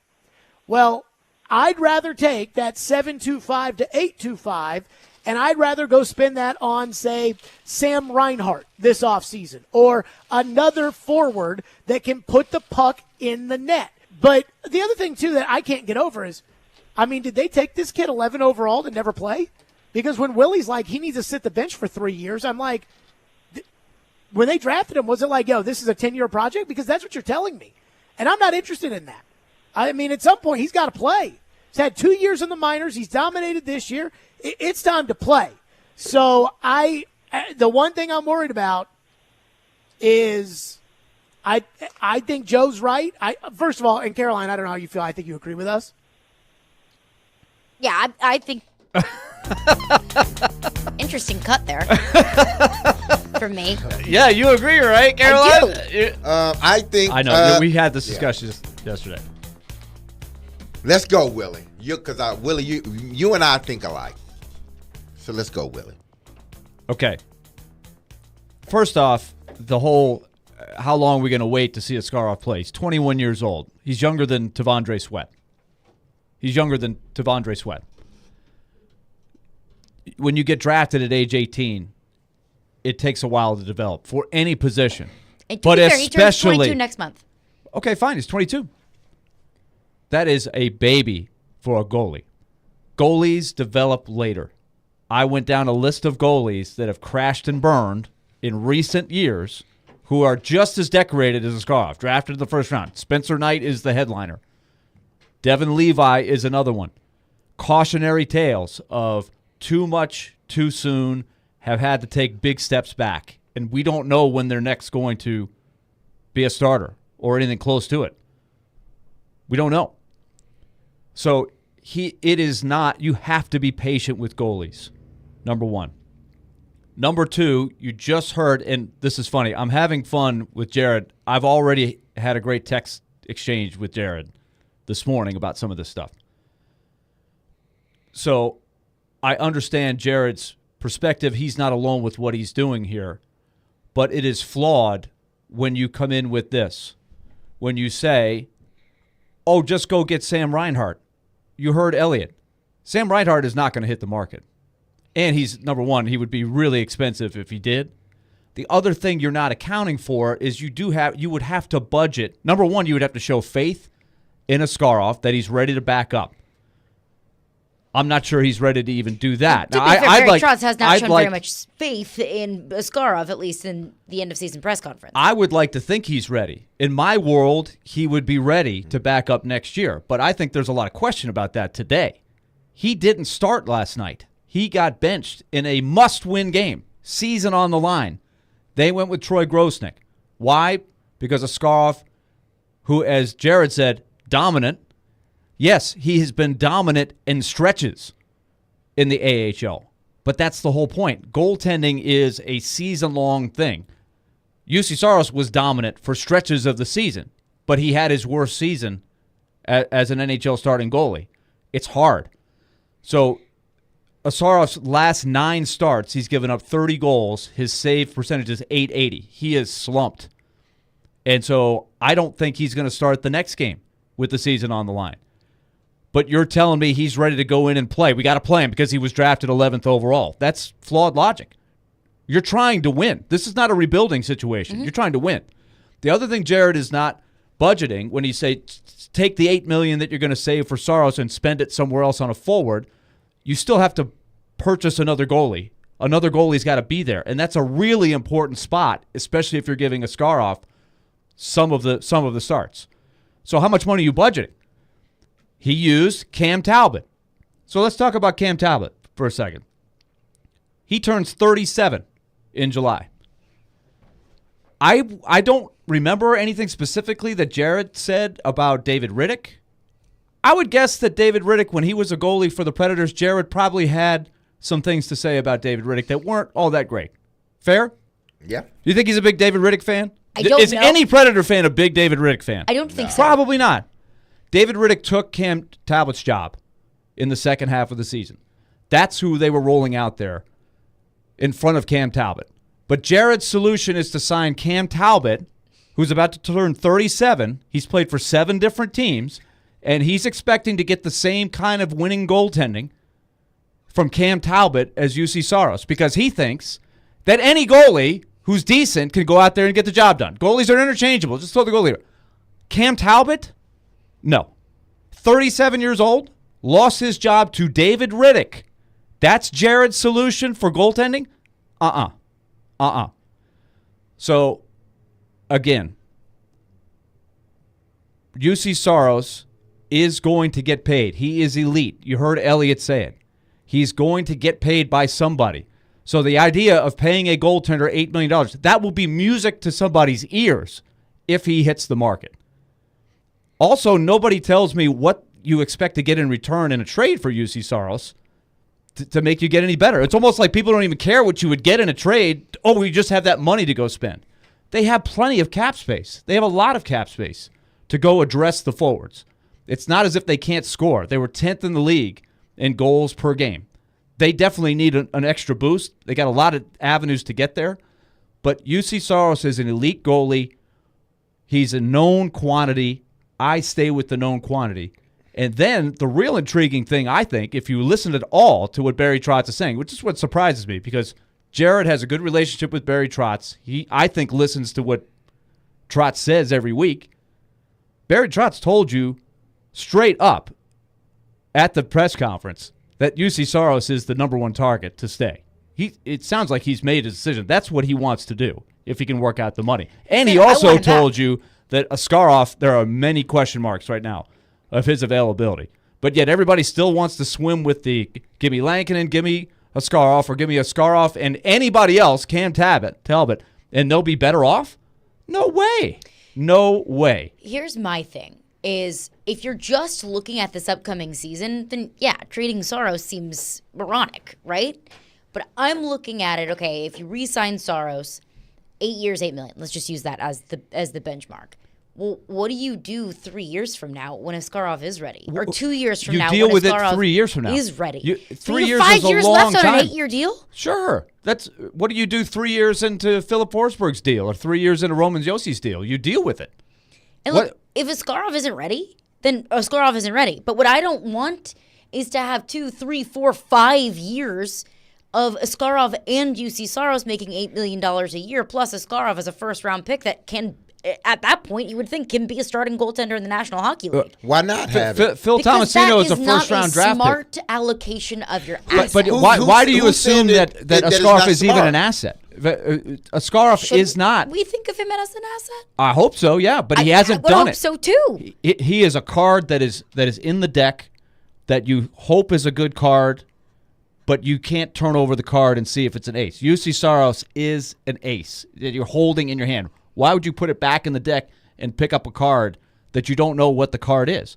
I think Askarov is going to be really special. I hope he is, but he's a long way from getting there. So to assume he's going to be an asset in 3 years, you got a better crystal ball than I do. I don't know how it's going to go. It could go any number of ways. I just told you about Spencer Knight. I told you about Devin Levi. Those guys were just as high prospects. If you don't think he's going to be an asset, then shouldn't you move on from him? And sign UC Saros? I know, but I'm sure Zach signing UC Saros, who I know who he is. Yeah. Absolutely. So if you don't think that Yaroslav Askarov is going to be an asset for you, then what are we doing here? I don't know what he's going to be. I don't know what Phil Tomasino is going to be. He was a first-round pick. I'm hoping he's going to do well. Sounds like Andrew Burnett knows what Philip Tomasino is going to be. I don't think so. I think he's challenged these guys. These guys all are unknowns. They're unknowns. They're cards in the deck. Mm-hmm. You don't see what the card is until you grab it and turn it over. You do everything you can to help them along, but you cannot know what they are. I know what UC Saros is. They know what UC Saros is. Elite players get paid. When you have the elite player, you lock them up. Why has this sort of narrative flipped? That's what, and I think I asked Willie this question, after work. Like, why all of a sudden has this narrative switched from let's get UC the hell out of here and let's start this young guy? I have a hard time understanding why. Is it the money? Like, if it's truly the money, then y'all don't need to root for sports teams.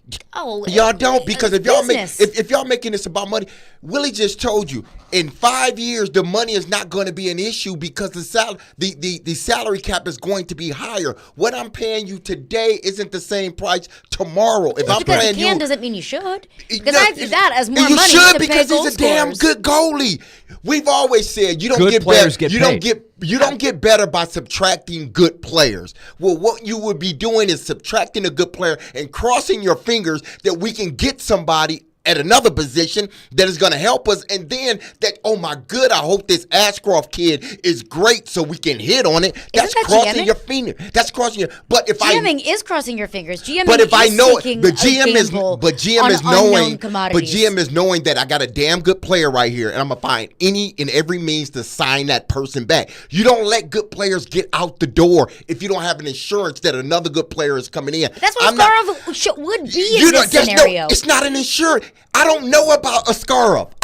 Nobody knows. We knows his talent, his potential talent. Mm-hmm. That's the same thing that we say about Traylon Burks, but we're ready to get Traylon Burks the hell up out of here. All right. That's a different thing. No. But we can't sit here and say, well, this young kid, he's 6'6", he has all the talent in the world. Just throw him up to the majors. He'll be fine. He won't be fine. He's struggling in the minors. Your GM is telling you that. He's not ready yet. And for everyone to all of a sudden want to kick UC out the door like you want to make too much money, you got to get out of here. Now, it's not going to end up being too much money. That's one thing that I would like to clarify, because I don't want anything that I am saying to be misconstrued as I don't like UC Saros or I think that he's a bad goalie. No, I'm not saying that you dislike him, but I'm saying if you're making if everyone is making the money the issue, like I don't want to have to pay UC $8 million in year 6, 7, and 8. Well, in year 6, 7, and 8, that $8 million won't hit you the way it is in year 1, 2, and 3. Here's another thing to your rebuttal on. You have Askarov. In theory, he's an asset, and you're not using the asset. I would contend that the backup goalie. You just heard Elliot Friedman say you need 3 goalies. 3, not 2. Vancouver is proving right now how important the third goalie is, right? And Shilovs is older than Askarov. He's 23. And so he has proven that he is doing a heck of a job, unbelievable job as the number 3. Yeah. So in the coming years, the backup goalie is going to be an incredibly important position. They would not have made the playoffs had Kevin Lankinen not played really, really good, solid hockey. So let's not act like the backup goalie never plays. And I think in the coming years, Saros is going to need to play less to get more out of him. He's led the league. Most teams don't play the starting goalie as often as the Predators have played Saros. So there is an avenue for Yaroslav Askarov to be an important asset as the backup. And as you heard Barry Trotz, I don't know that they would entrust Askarov to play the types of games that Lankinen won last year.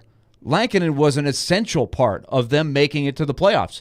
If they had bad backup goaltending, they may not have made it. So it's not that the backup goalie isn't important. He's very important. Never said the backup goalie wasn't. Well, no, that's what people are saying. You got to play him. He's drafted 11. You got to play him. Playing backup would be a huge part of his development process. Just like Saros, as the backup to Rinne, was a huge weapon for them winning the President's Trophy and winning division titles, because he did exceptionally well in the games that he started. And my thing is, I wouldn't expect Askarov to come up tomorrow and all of a sudden be UC Saros. It would be a little bit of a step back. Absolutely. So why would you want to take a step back when you have UC Saros right now? Because I'm not just thinking about right now. I'm thinking about what does the next 8 years look like? And if I'm signing a goalie to a contract for the next 8 years and committing you $64 million in the process, I have to be thinking about the next 8 years. But you don't see the same as Philip Forsberg, 8 years, Roman Josi, 8 years. I put UC Saros in that category of the 3 elite players that would fit that. All-star players, top end. To me, that's what it takes to have players like that on your team. Let's get to your thoughts on this coming up next. Text line's broken. Get your thoughts I thought on we the phone brought line. the text line to light with all of our hot air that we're throwing out there. I thought we brought it to light. All right, we'll get to your thoughts on that coming up next. Caroline, Willy, D-Mase, 102.5, 106 The Game.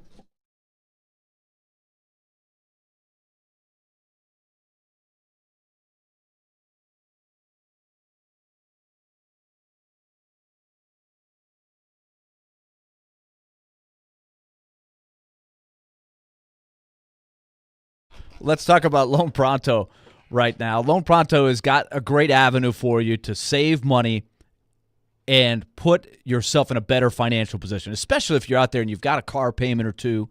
Maybe you've got a personal loan or some credit card bills that are really catching up to you. If you're a homeowner, the better way to go is through Loan Pronto's Express Equity line of credit. Much better way to use your resources. In fact, they've done the studies. The average homeowner who does the Express Equity line of credit is going to save around $850 a month or more doing this. So all you've got to do is call right now to Loan Pronto, 615-499-5780. That's 615-499-5780. Or go to loanpronto.com and ask about the Express Equity line of credit, especially, too, if you're looking at doing something like have a home improvement project. Saving $850 a month sounds like a pretty good plan to me in your monthly budget, and I know it will to you as well. So call Loan Pronto now, 615-499-5780. NMLS 166-1781, subject to lender approval, equal housing lender.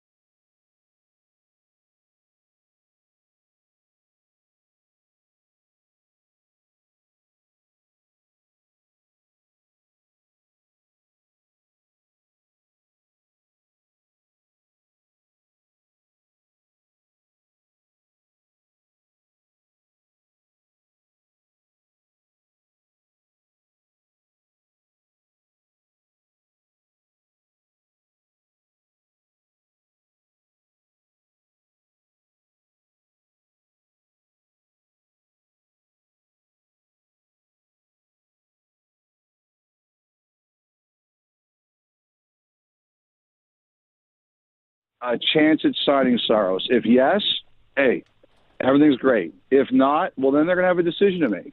Do they go in with him next year, or do they explore the market? And I think we've got a couple months before we can figure that out.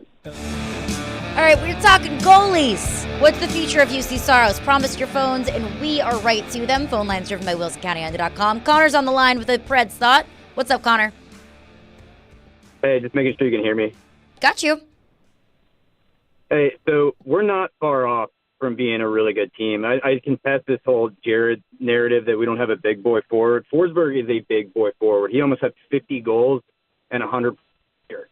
That's a big boy forward. The problem is we have too much pressure on that top line to produce everything. If you can bring in like a Steven Stamkos or somebody like that in the offseason who can play with a Tomasino and a Parson and develop them, bring in more winners, you definitely sign Saros, hopefully at like 6 years, 6.5, 7, something like that. And then you bring in Askarov to learn, just like Pekka did with Vokoun, and down the line. But, like, we're not that far off. We played a really good team in Vancouver, and we were right in the series. We just need secondary scoring, and that means you need a couple wingers or a center, and hopefully like a big boy defenseman, because we lost Ekholm, and we were feeling that. So that's kind of my thought. Yeah, thank you for your call, Connor. To the point about Forsberg, I mean, yeah, you need more secondary scoring. Barry Trotz said it. You need to be better on the top nine.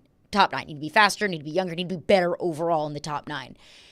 I think Philip Forsberg is a really, really good forward. Really good. But when it came down to it, when you needed offense, when you needed scoring in the playoffs, Philip Forsberg had a fine playoff, had a solid playoff, but when you needed it, he couldn't give it to you. So I don't know if I would put him in that elite category. He's really good. Because he didn't give you a few goals in this year's playoff? It's when it matters, Derek. Like, I what you do in the Don't playoffs you see what that's matters. saying? He had a point per game. Tell him what the same team did to the star player.